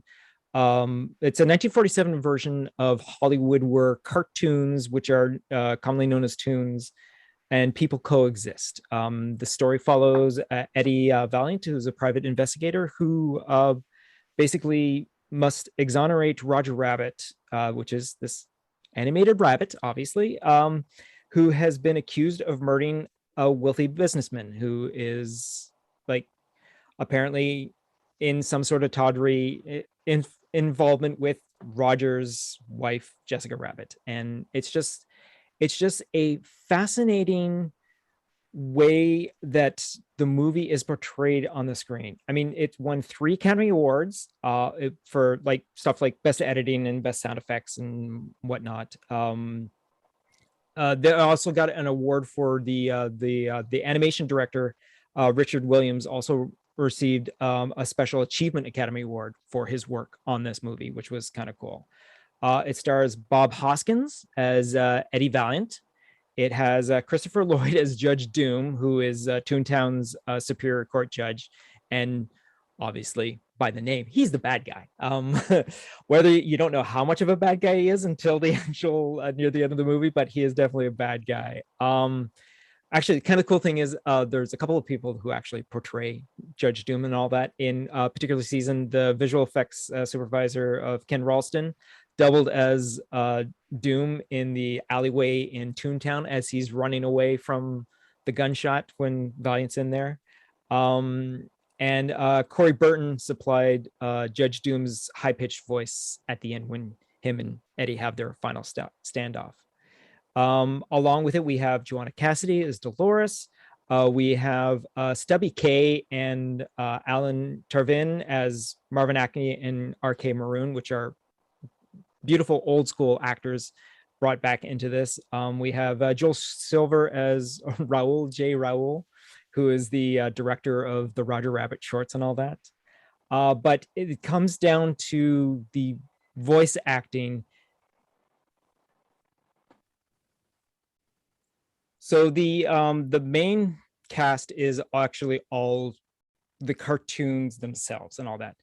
So when it comes to our introduced into this particular movie, we have a Charles Fleischer who's doing the voice of Roger Rabbit. He's doing the voice of Benny the Cab and a couple of other smaller characters. We have Kathleen Turner, who's doing the voice of Jessica Rabbit. We have Betsy. Oh yeah, sorry, that's it. So we also have Amy Irving as Jessica Rabbit singing voice, and we also have Lou Hirsch as Baby Herman. And then here we have the big man on campus. We have Mel Blanc returning to do the voices of Bugs Bunny, Daffy Duck, Porky Pig, Tweety Bird, and Sylvester the Cat. Now, this is actually the film is the last production of which he voiced his Looney Tunes characters. Unfortunately, he ended up passing away a year later in 1989. So we have a bunch of other voice actors that have done. We have Wayne Allwine was doing Mickey Mouse. We have Mae Questel, who is the original Betty Boop, coming back to do the Betty Boop voice. We have Russie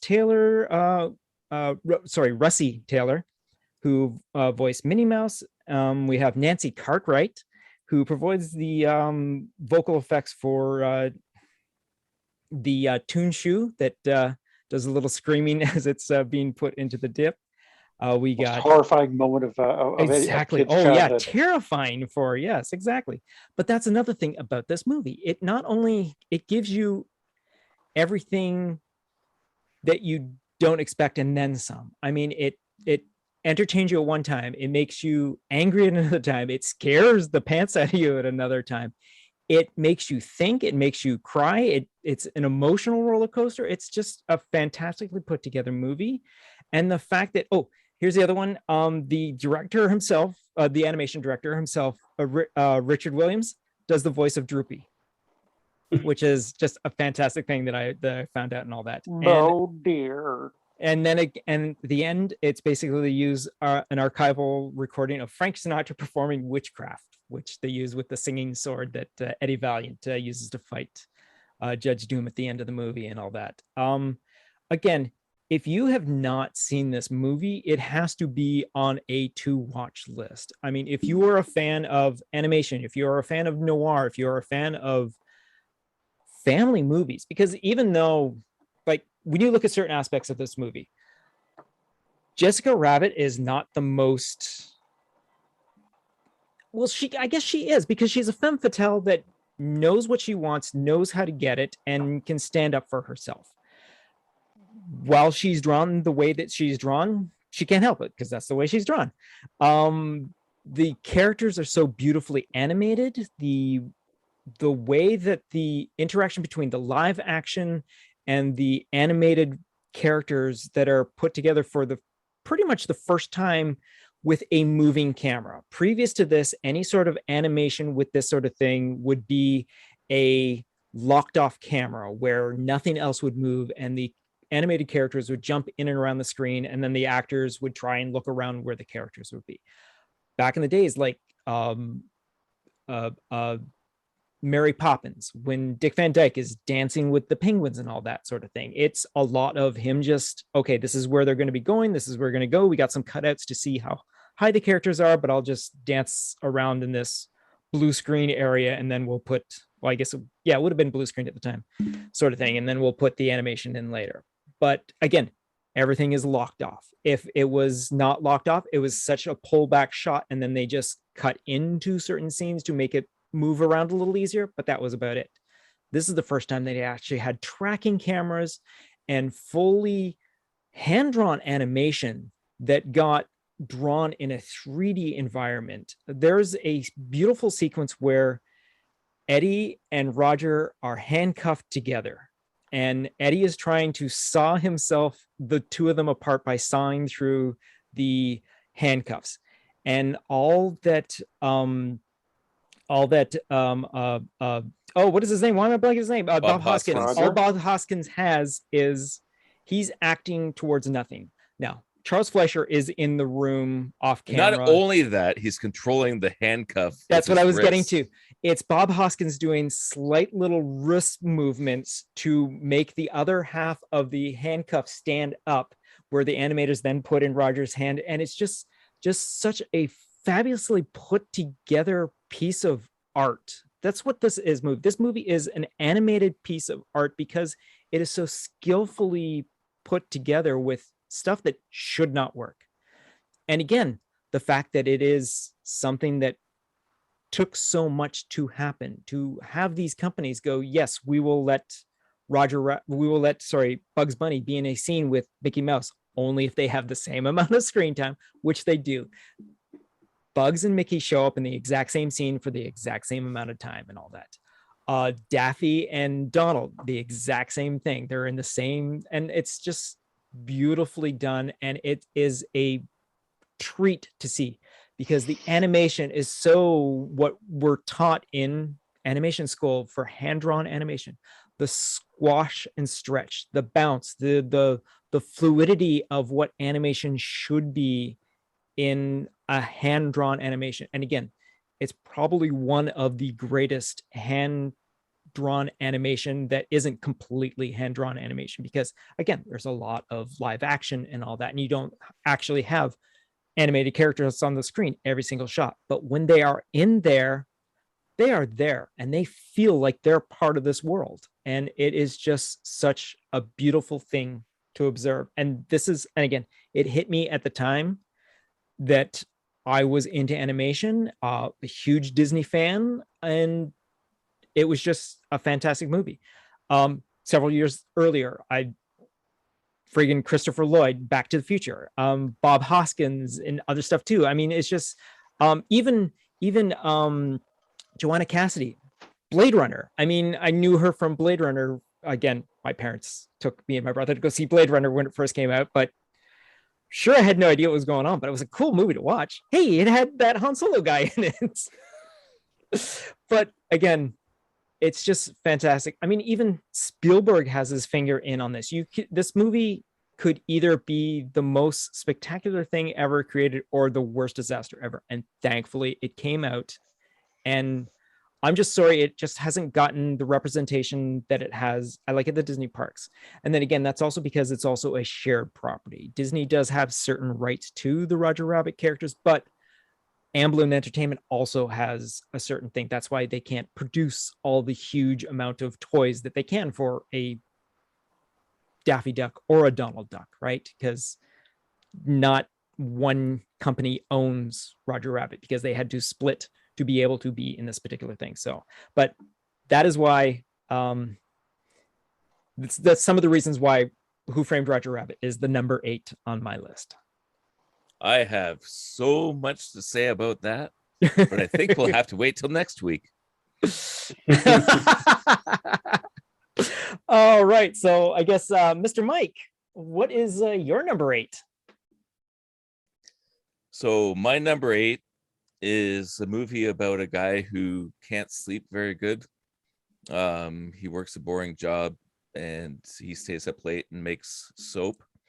He ends up blowing up his apartment and beats himself up at bars, and he starts a fight club. Nice. Yes. So yeah, Fight Club came out in 1999. Release date was October 15th. And I did not see this one in theaters because my daughter was just a couple months old. So I was not going to see movies at the time. And I wasn't that motivated because it kind of looked like a Roadhouse movie. It just kind of, looked like a bunch of shirtless dudes beating each other up in a bar. It didn't captivate me. And because of parental responsibilities, I let that one go. And when I watched it on video, boy, did I ever make a huge mistake. So the budget for this one was 63 million estimated and worldwide gross of 101 million and a bunch of other numbers after that. Directed by David Fincher. Before that, he did Seven and The Game. Both of those movies I saw in theaters. Was a huge fan of the directing style. So after I had seen this movie, like, this is one of those movies where it captivates you, it pulls you through, and then it gives you that twist at the ending. And like, even when the movie starts, the fact that you're doing a camera pullout of the narrator's brain as the Dust Brothers are blasting out this industrial dance mix, like we would have went at some industrial club in Toronto back in our college days. And then to reveal the gun in the mouth of the narrator. And the first line, people are always asking me if I know Tyler Durden. Like, I remember that watching it the first time. It's like, what in the hell did I just get myself into? Like, that's a hell of an opening scene. And then you're introduced to Meatloaf with his bitch tits. It's like, again, I don't know what's going on. And it's like, whoa, let's stop here. Let's back up even farther. And then we cut straight to the narrator's insomnia. And you get the subliminal glimpses of the narrator, or you get the subliminal glimpses of Tyler Durden. And one thing through this movie is there's all this interesting narration of, like, which comes from Chuck Palahniuk, who wrote the book. But the first thing is talking about how corporations will be the one that name the galaxies, how you'll have the Starbucks nebula, or you'll have, like, planet stickers or whatever. Like, right from the start of the movie, it gets into that, like, the very metaphysical thoughts. You have the narrator walking through his apartment and you get the IKEA catalog. And I'd never seen anything done like that before, with the computer graphics used to turn a 3D environment into an IKEA catalog like that. Like, I thought that was amazing. Points in the story where it starts pulling you in and seeing how twisted everything is with Ed Norton's a narrator character, where he's going to the testicular cancer support group.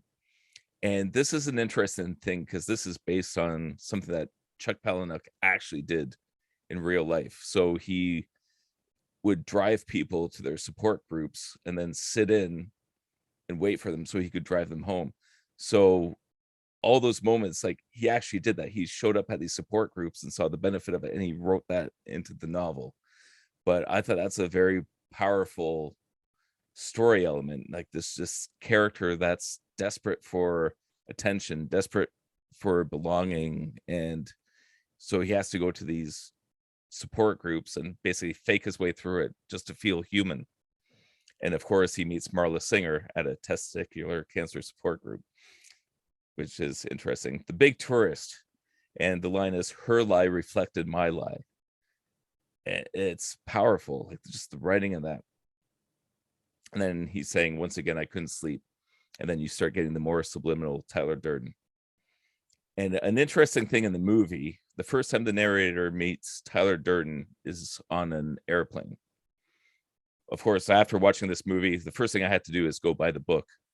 And reading the book, you realize the first time in the book, the narrator meets Tyler Durden on a nude beach. So it's a very different story. He's building this wood structure where the shadow forms on the beach like a hand, and Tyler Durden's sitting in the shadow of a hand. It only lasts 1 minute, but that's like the art form. So I was kind of shocked at the difference between the two introductions of the character, between the movie and the book. After they return from the business trip, apartment blows up, and then you realize, then later on you realize the narrator did that. Like, he intentionally left the gas running, and because the things that you own end up owning you. So for him to escape his reality, he had to destroy everything, and that's an ongoing theme of the story. And then eventually meets up with Tyler Durden, hanging out at the bar, and then you get the classic line, I want you to hit me as hard as you can. And then fun fact with that one is the director told Edward Norton to actually punch Brad Pitt in the ear, and so that he would be not suspecting of it. And it's a classic shot of the movie. There's all sorts of other ongoing, I guess, gimmicks with the writing, which comes straight from Chuck Palahniuk, where they're reading all the medical books. I am Jack's colon. And that's something that keeps playing through the entire thing. I am Jack's raging bile duct. And so there's, again, fun things that's happening with the narrative. When the Edward Norton character, the narrator, shows up at work after the Fight Club and he's completely beaten up, that was based on the very first chapter that was written for the book. And that was based on a true story as well. So Chuck Palahniuk ended up going camping. So people were playing music too loud. They were confronting them. Chuck Palahniuk got completely beaten up and then had to go back to work after the weekend. And he noticed that everybody at work would not talk about how his face was completely bashed in, why he was bleeding. There's like, oh, so how was your weekend? It's like, there's a lack of communication here. Like, people don't want to address the fact that my face has been pounded to a pulp. And because of that, that's where he wrote that chapter as a short story. Then that became the entire story, Fight Club. So I thought that was a little fun fact. The rules of Fight Club, that was written into that same chapter. The rules are: rule number 1, you do not talk about Fight Club. Rule number 2, you do not talk about Fight Club. Rule number 3, if someone yells stop, goes limp, taps out, the fight is over. Rule number 4, only 2 guys to a fight. Rule number 5, 1 fight at a time. 6, no shirts, no shoes. 7, the fights will go on as long as they have to. 8th rule, if this is your first night at Fight Club, you have to fight. And that is such a classic moment in the movie. And then there's all of these other fun things that are thrown in, like making soap out of liposuction. So they're taking overweight rich people's fat, turning into expensive soap and selling it back to them. That's fun. The lip lie burn on the wrist, like, that's a crazy moment in the story. And the quote that goes with it is, it's only after we've lost everything that we're free to do anything. And then once Fight Club starts getting more and more crazy, they start getting homework assignments. So the first one is hilarious. It's like, you're going to start a fight and you're going to lose. So you get to see everybody who's part of Fight Club going and trying to start fight with just random people on the street. And then as things get even more crazy, you start getting into things like the human sacrifice, where they go to the guy in the convenience store and threaten to kill him unless he does what he's always dreamed to do. And if he, I think it was, be a veterinarian. If you're not a veterinarian, or at least trying to be, in the next couple months, we're going to come back and kill you. And then later on in the movie, they have this giant wall full of driver's licenses of all the people, like their human sacrifices, where they're basically pushing them to be what they've always wanted to be. So that's fun. But then everything takes a dark turn once Project Mayhem starts. So it starts off like this fun fight club, and then essentially turns into a terrorist cell group that's causing all sorts of mayhem.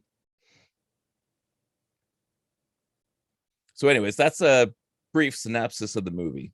And it has one of the most classic twists at the end, where you finally realize that the narrator is Tyler Durden.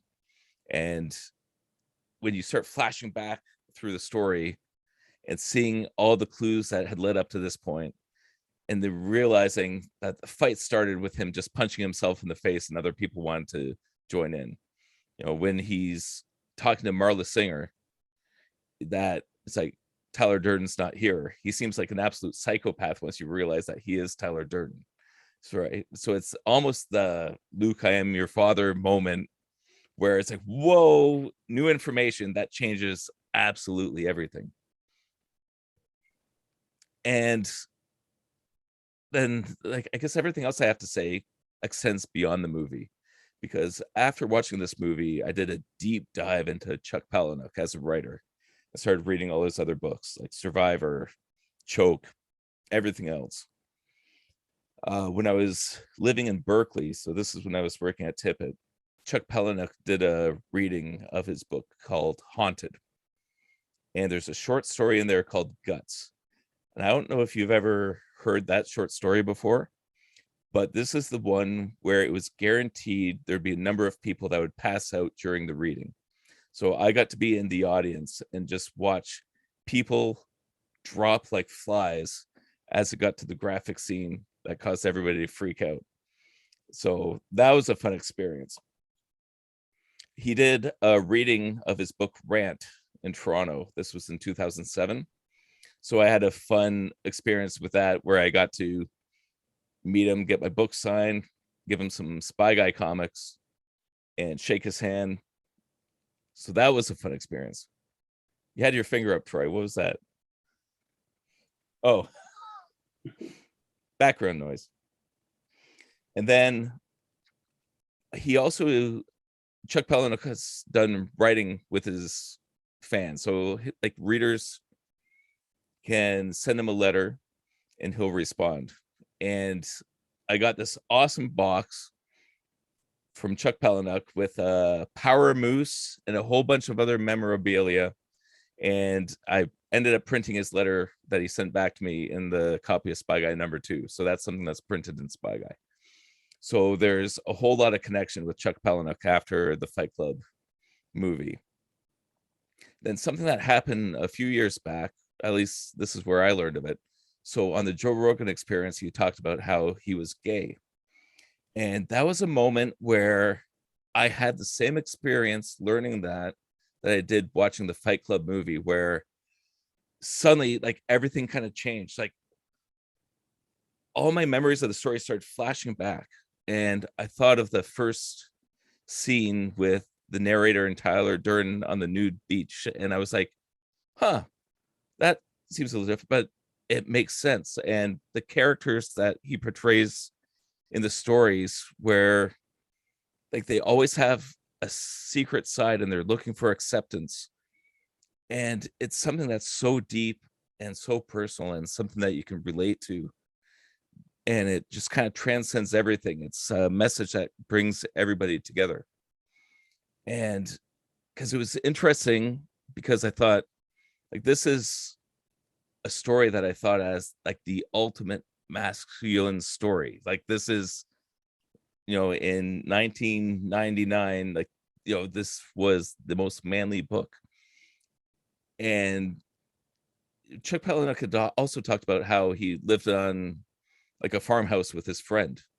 It's like, huh, that's kind of funny, because like, you know, he's a power man in Hollywood. I think he'd be pulling a Charlie Sheen. But that's, oh, now I understand. So like the story flashes back, and it's interesting that the real life story echoed what was happening in the fictional story. So that was something recently that had an impact on me. And one last thing is, a couple years ago, my sons started their own fight club. And again, they've never seen the movie. But That's hilarious. the three boys got into this thing where they would take their shirts off and just do fights. And that grew into something that brought in all the other neighborhood boys. It started off in our neighborhood and got so big they had to go to the schools to do it. They would go into the soccer fields behind the schools, take off their shirts, and have their own personal fight clubs. And then when we would get together with family, with their cousins, same thing would happen. So we'd have a circle of like 8 boys, shirts off. In this case, I would have garbage can lids and smashing them to get everybody hyped up and call out people into the ring and just battle it out. So again, like this is something that it's like transcends generations. It taps into that masculinity, and there's something powerful about it. So again, the movie was a great movie, but then everything that extends from it is very powerful. So that's why Fight Club is my number 8. Sounds like you're someone in your boys group spoke about or talked about Fight Club. They didn't read number 2. 1 and 2. Rule number 2. So I saw that movie twice in the theater. The first time, walked out just jaw on the ground, just like, the fuck did I just watch? And so I had to call up. I had gone to see with a friend, and then we called up another friend who wasn't available that night. We said, "You got to come see this. This is incredible." And watching it the second time, like within I think it was maybe 3 days later. It was a cheap Tuesday night or so we saw it, and I'm sitting in the theater going, "Oh, that's what that was."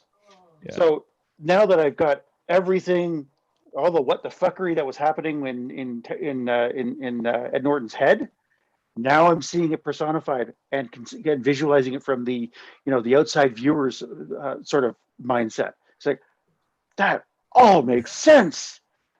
No wonder they were terrified of him. He was talking to himself. He was beating himself up. Yeah.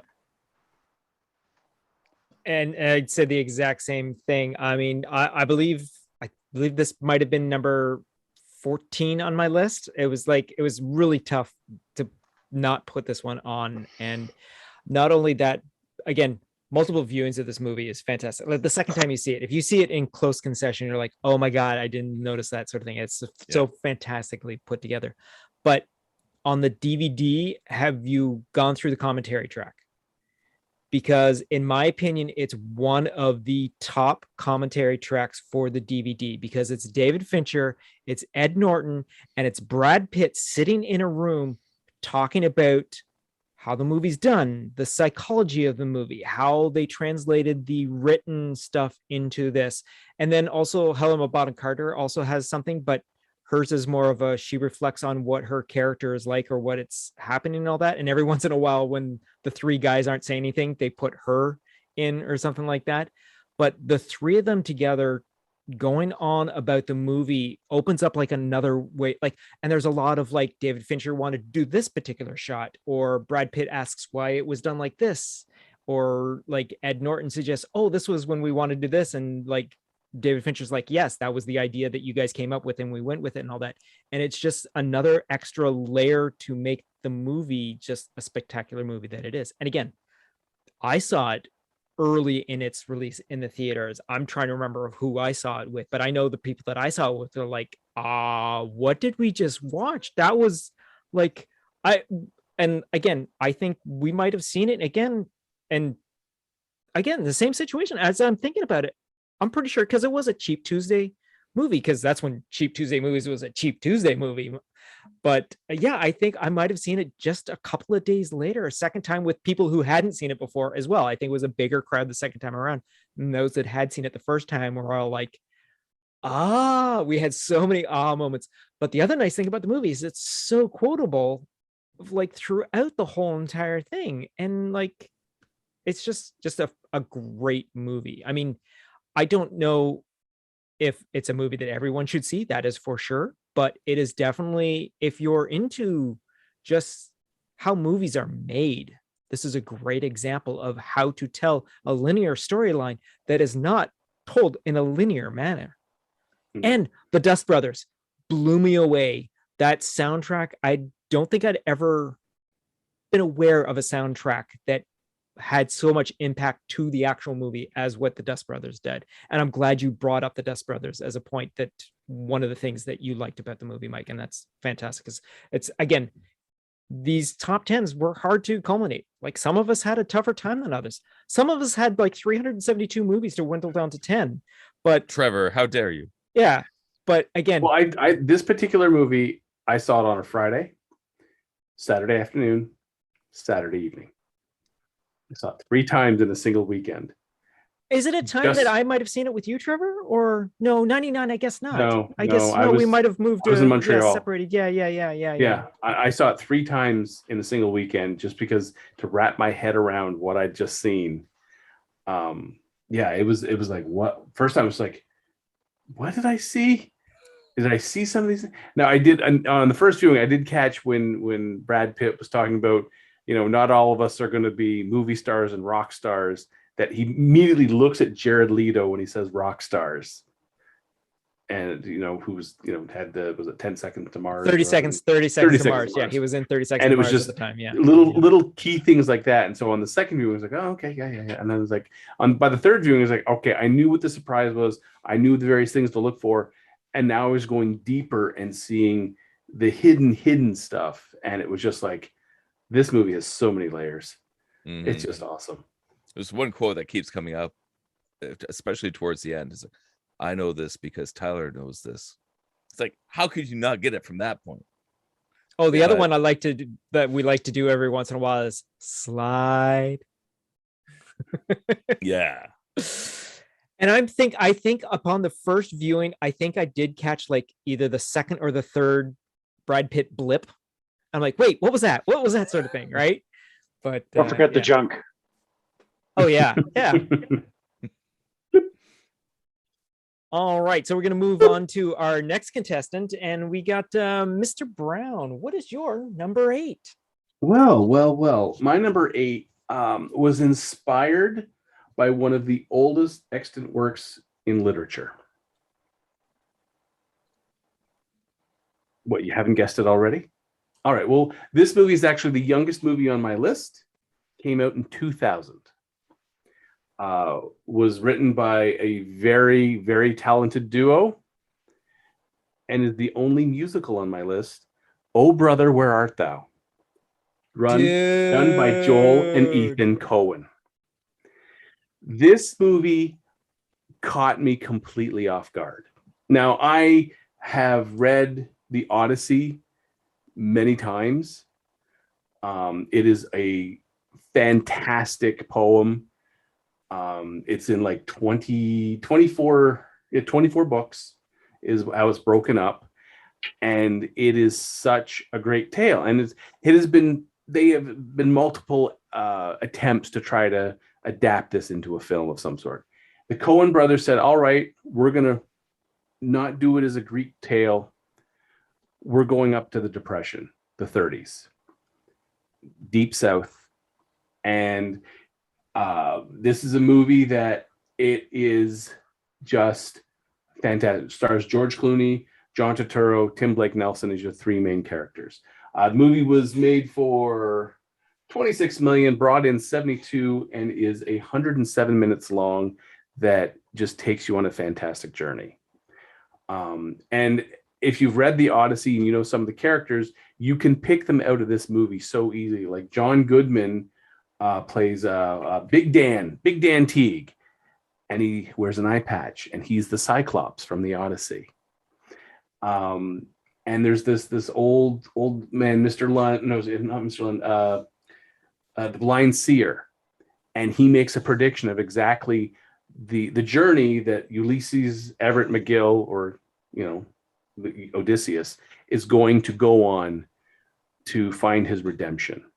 And it all comes true, and it's such a great movie. And then not including the fact that this was an Academy Award-winning soundtrack, or sorry, a Grammy Award-winning soundtrack. This thing was nominated for several Academy Awards, one for nominated for awards up and down. Just about every possible award could be nominated. Every different things like Grammys and all of them. It nominated, didn't win on all counts, but won on the ones that mattered, like the soundtrack. The soundtrack is amazing. I am a man of Constant Sorrow on the MP3 player in the car, and I sing that with the family all the time. Good old Soggy Bottom Boys. There's so many great songs in this soundtrack. The Three Sirens, it was a great movie. So for people who haven't seen the film, the seven of you who've hidden under rocks since 2000, this is all about three convicts who are working on a chain gang: Ulysses Everett McGill, Pete, whose last name's never given, and Delmar O'Donnell, escaped from a chain gang in the Deep South, in a hilarious way of trying to get on a train while they're still chained together. And they are trying to get back to Ulysses has told the other two that there's a treasure buried on his property back home. In reality, he's trying to get back home to his wife and daughters. That's his whole goal, is to get back to his wife and daughters. Now, so they are, going through all these trials and tribulations. Pete says, well, let's go to our, let's hide out at my brother's, because they're being tracked by this gentleman and his bloodhounds. And they meet up with a variety of cast characters. As I said, the aforementioned Big Dan Teague, who's the Cyclops. They meet up with Babyface Nelson, who has this great line of like, I hate cows as much as I hate coppers. And he starts, hand me that choppa, and he starts firing the Tommy gun and hitting the cows. And Delmar, Tim Blake says, oh, not the livestock. Just like little things like that make it a funny movie. And George Clooney, every time he's like, oh gosh, we're in a tight spot. He just keeps repeating it. And he has this Dapper Dan hair gel that he's constantly, because his hair is everything. He wears a hairnet when he sleeps at night. This is like the Depression, and somehow he finds the cash to come up with hairnets and these Dapper Dan things. And along the way, they come across a radio station and they record the song Man of Constant Sorrow to make some cash, because they tell the blind guy who runs the radio station that they have just a whole ensemble band, and he's going to pay each band member some money, and that's how they kind of con him out of that, because Ulysses is a bit of a con artist. Anyways, so they meet up with Big Dan Teague is part of the Ku Klux Klan, which was a big thing in the South back in the day. And they meet up with Tommy Johnson, this black guitar player, who says he sold his soul at the crossroads for his unparalleled skill in music. And they say, all right. And then he becomes part of their group. That he's part of the group that records Man of Constant Sorrow. And it's as they go along trying to get to back to the homestead, back to Ulysses' wife. And then as a side thing, there is meanwhile in that state, there is an election going on with Pappy O'Donnell, the governor of Mississippi, and the incumbent, let's see if I can remember his name, Vernon T. Waldrip, who is actually one of the grand wizards of the KKK. And they are battling back and forth, like all the different tactics, and trying to, Pappy O'Donnell's trying to, get himself elected to yet another year.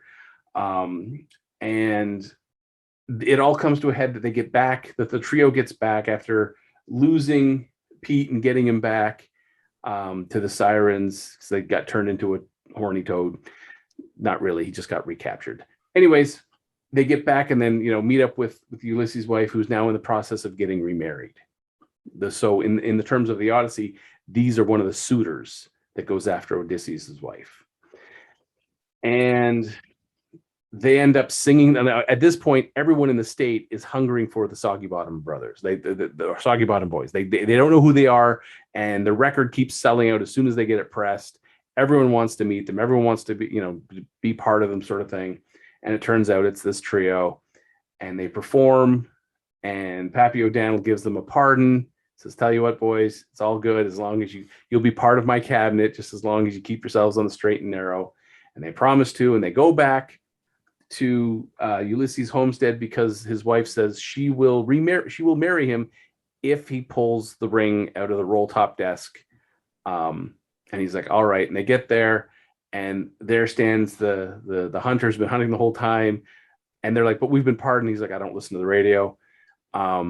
But at this time, this was also when in Mississippi, and there was a lot of real events happening. And this is when one of the valleys of Mississippi had been flooded into a lake to turn into a hydroelectric dam system to provide electricity for the South. And just as they're about to be hanged, the flood happens.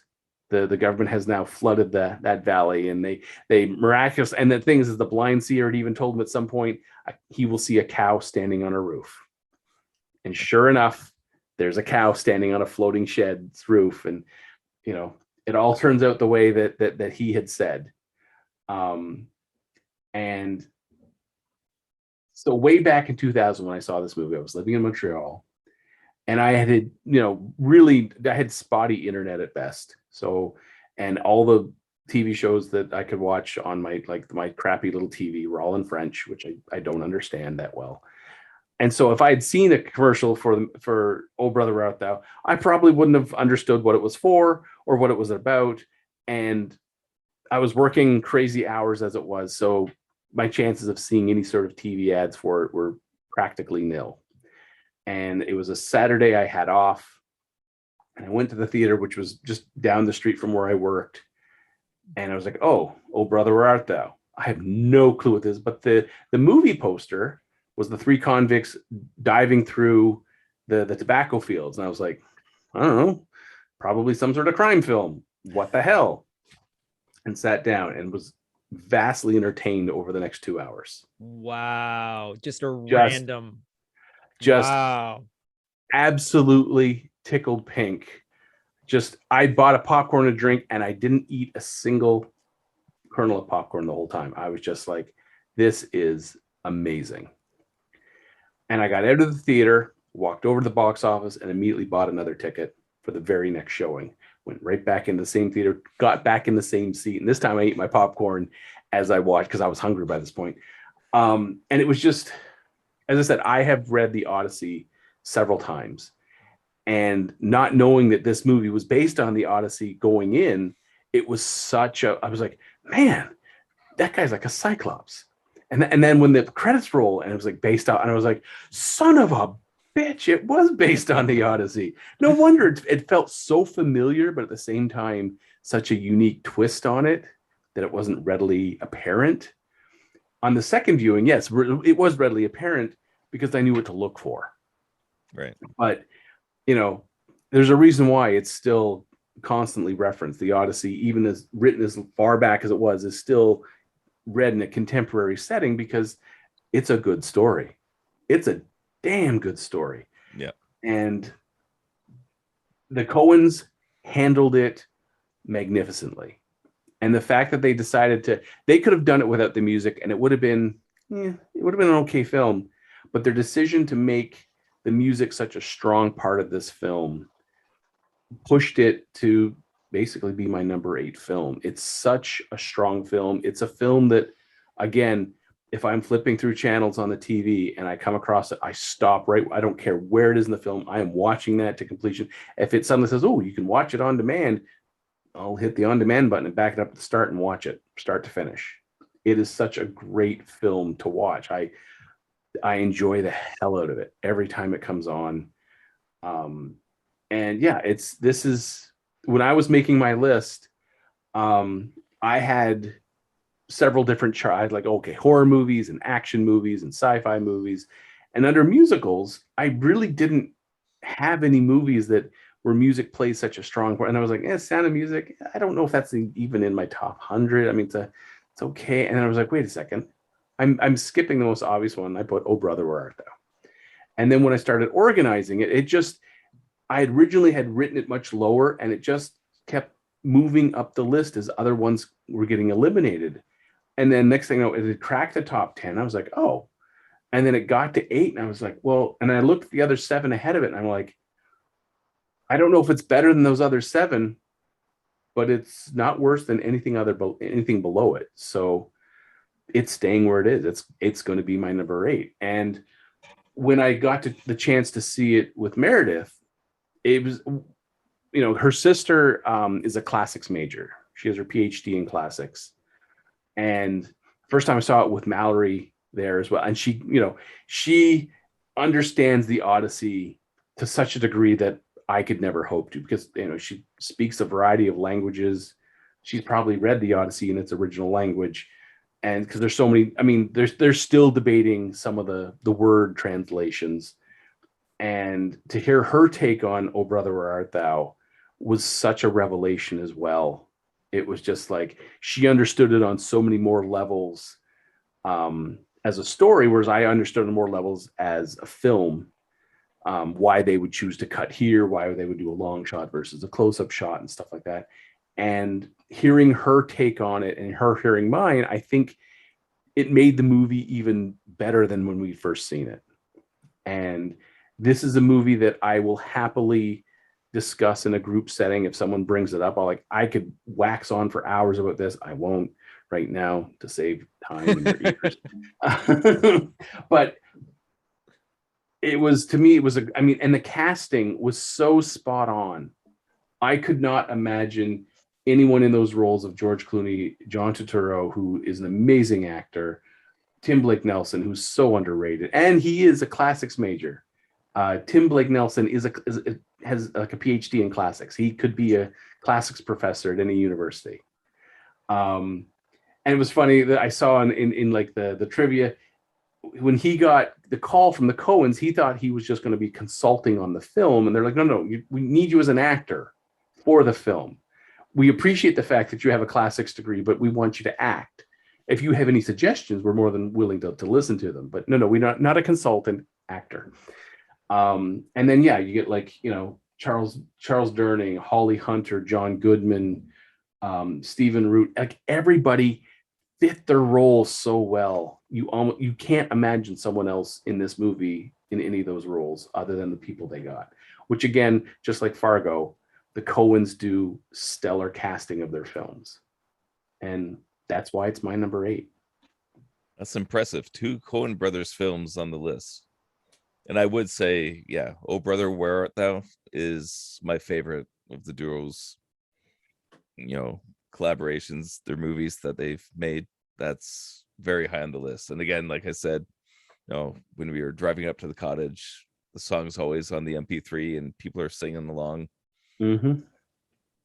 They're such catchy tunes. Mm-hmm. And I'm sorry to say that I didn't even think of "Oh Brother, Where Art Thou" when I was thinking, okay, do I have any musicals on this list? Do I have any deep-rooted musicals? And unfortunately, it didn't even occur to me that, yes, I love this movie. Not as much as, I think the highest up on my list, it didn't even crack the top 10, and that's Rocky Horror Picture Show, but that's for completely me personal reasons. And again, they're all our personal reasons. But yes, this is a fantastic movie. Also, the visuals, the way that they color everything in this movie, it's so beautifully done. And it feels gritty. Yes, you feel like you're living in the Dust Bowl, because everything has that slight sepia tone to it. Exactly, but it's not colored sepia. It just has that feeling of it. And this was very early when movies started kind of colorization. Exactly, getting that effect. So this was very new at the time. Yeah.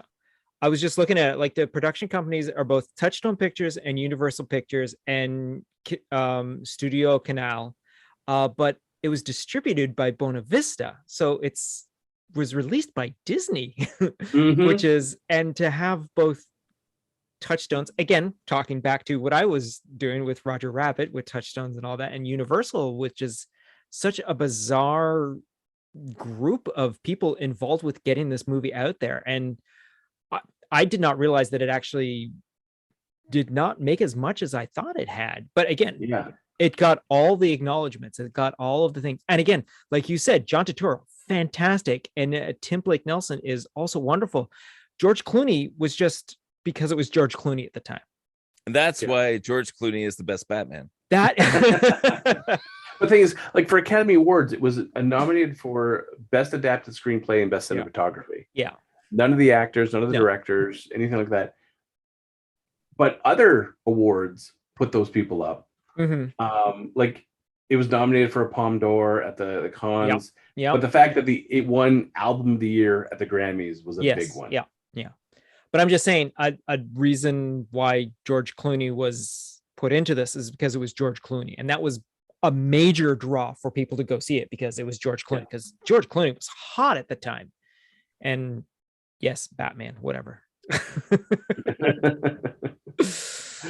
All right, so that's a nice little wrap up to number 8 of our top 10s, and tune in the next time or two, and we'll get to our number 7s. All right, so that brings us up to our final subject of the evening, and that is our Adam Asks. And this is one of our contributors who basically chimes in almost every single week with a question. And this week, Adam asks, Excuse me, I'd just like to ask a question. What the hell is going on here? What did you expect? Why so serious? You talking to me? You talking to me? A little short for a stormtrooper. What's in the box? You ever dance with the devil in the pale moonlight? Who is your daddy and what does he do? What are you doing? I'm asking you a question. what would your ghost be like? What would it do? Zombie cab driver or subway demon? Eating anything or floating stuff randomly? Is it unethical to trap and incarcerate ghosts for eternities simply for existing? So, I open the floor to the gentleman. What are your feelings of this? Adam asks. I'll go like first on Trevor this one. should go first. Yeah, here. let's Trevor go. And gonna then the go rest of first us on will this just one. pepper Since in he likes some to put ideas. so much thought into things. I do. Yes. So my ghostly appearance would probably be much like myself, but more like legs of vapor as I kind of float around. Because my ghost type, I believe I'd probably be like a wandering spirit, freely offering unsolicited advice, especially to those who don't want it. Just like move the 7 onto the 8 when you're playing solitaire, shit like that. I'd be that annoying one that would just like pop up and be like, yeah, you should probably don't want to eat that. You should see how they made that in the kitchen. That sort of ghost I would be. And then for the incarcerating ghosts, I think that largely depends on the nature and behavior of the ghost, and do it on a case-by-case basis. So pulling ghosts from the Ghostbuster films, the ghost jogger, that's, he's running along, checking his pulse. Unless he's like knocking people down, leave him alone. He's not really hurting anybody. He's not doing anything. The dream ghost that Ray encounters, leave her alone. Maybe pay her, just leave her be. The library ghost, the one at the very start, she only became violent when they directed violence towards her. Up until that point, the most she told them to do was shush, because she was busy going through the card catalog. Benevolent ghost. On the flip side, Gozer, imprison his ass. Slimer, he is a destructive force. Imprisonment. The Scolari brothers, yeah.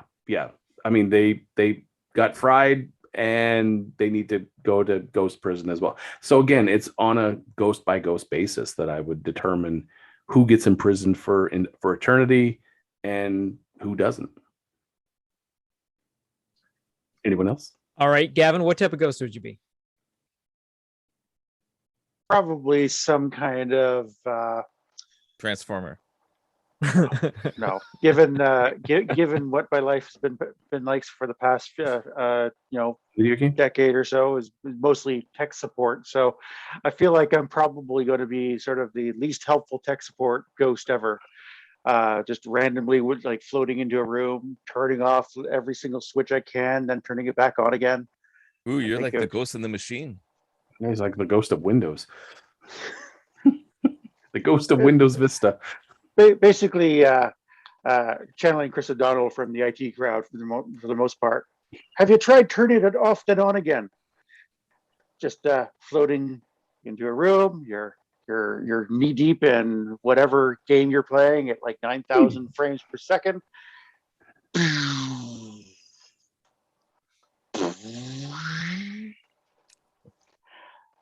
So Keep getting basically, imprisoned. multiple arms, so I can hit every power button that is possible at once. Maybe gaunt, and as though I've been staying up all night trying to figure things out. Drooling ectoplasm. Taking probably I'm not drooling. carrying a thermos of ectoplasm. And it would just flop right through me, right onto the ground. Oh. As for the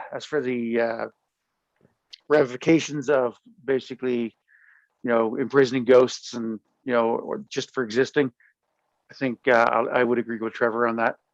Ghost by ghost situation. Violent ghosts, absolutely get them locked up. If it's a ghost that like just keeps munching metal like a ectoplasmic gremlin, yeah, that's probably something that's a little too dangerous to be running around. All right. What do you think, Mike? What type of ghost would you be? I think I would be the kind of ghost that's trying to complete what wasn't completed during my lifetime. And I think it would look like a Steve Bissette drawing. So it would be the kind of Steve Bissette zombie, sort of like the librarian at the beginning of the Ghostbusters movie.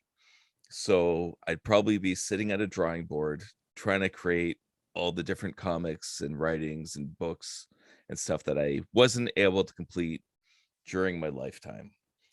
Did you have more hair?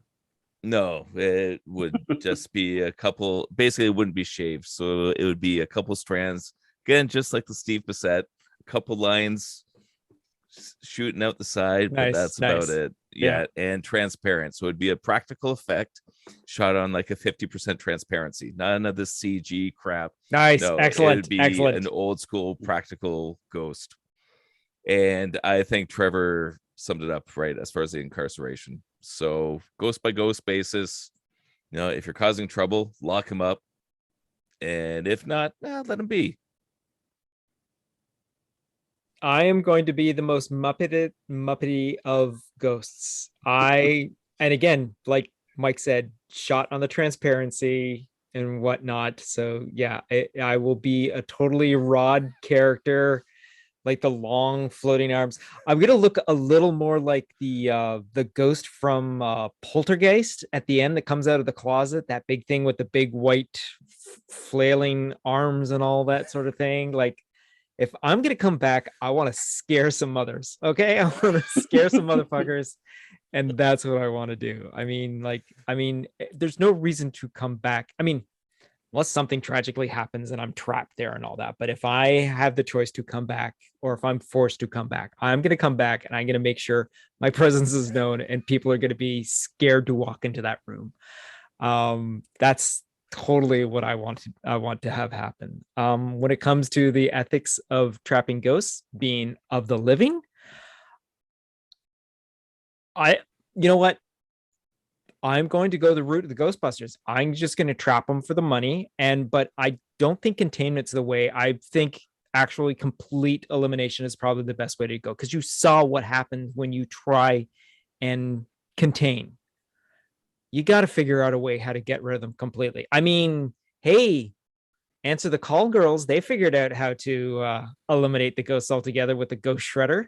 Come on, there was nothing left of those ghosts after like how many traps did they use? Not very many. So, I mean, I'm going to go with actual complete elimination, not just containment. You're so cruel. I mean, ghost lives matter.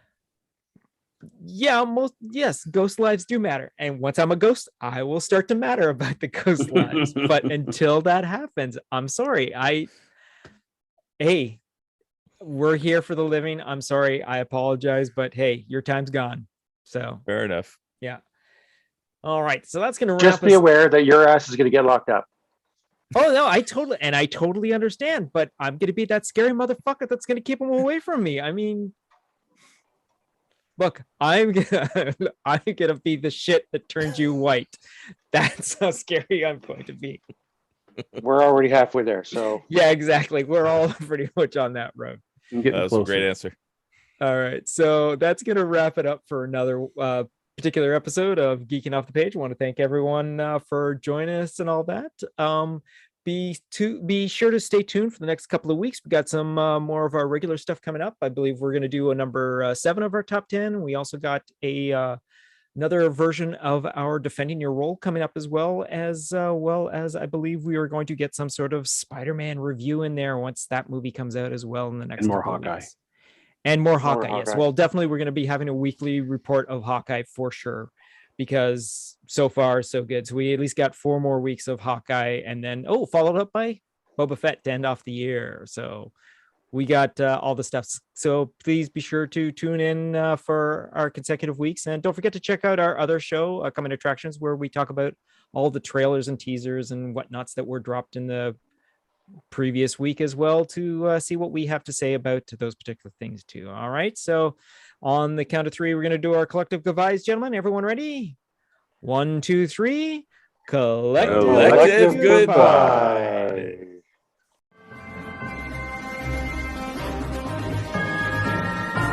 You have just been listening to Geeking Off the Page with your hosts, Mike Kitchen, Gavin Burbage, Trevor Brown, and Troy Bowman. Please be sure to like, subscribe, and share. Also, if you could leave us a rating and comment, that would assist in allowing others to find this podcast more easily.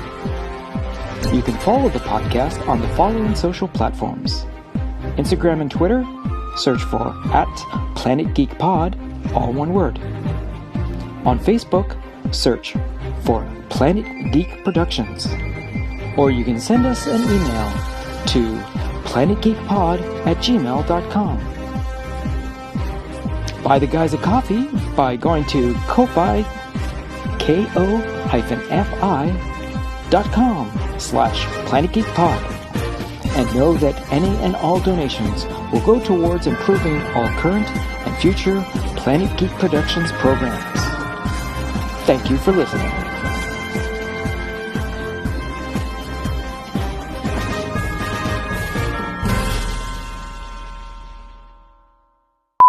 Goodbyes. Somehow that was worse. Goodbyes. Every once in a while we get a bad week. So yeah, sometimes you throw us off. All right then. What's that? Damn you, Kev. What's that? Damn you, Kev. You don't like Boba Fett. Oh shit. Oh, that's not getting into the episode, so. I release those of you banished to the black hole, and I summon the Chosen One. Who is the Chosen One? Answer me!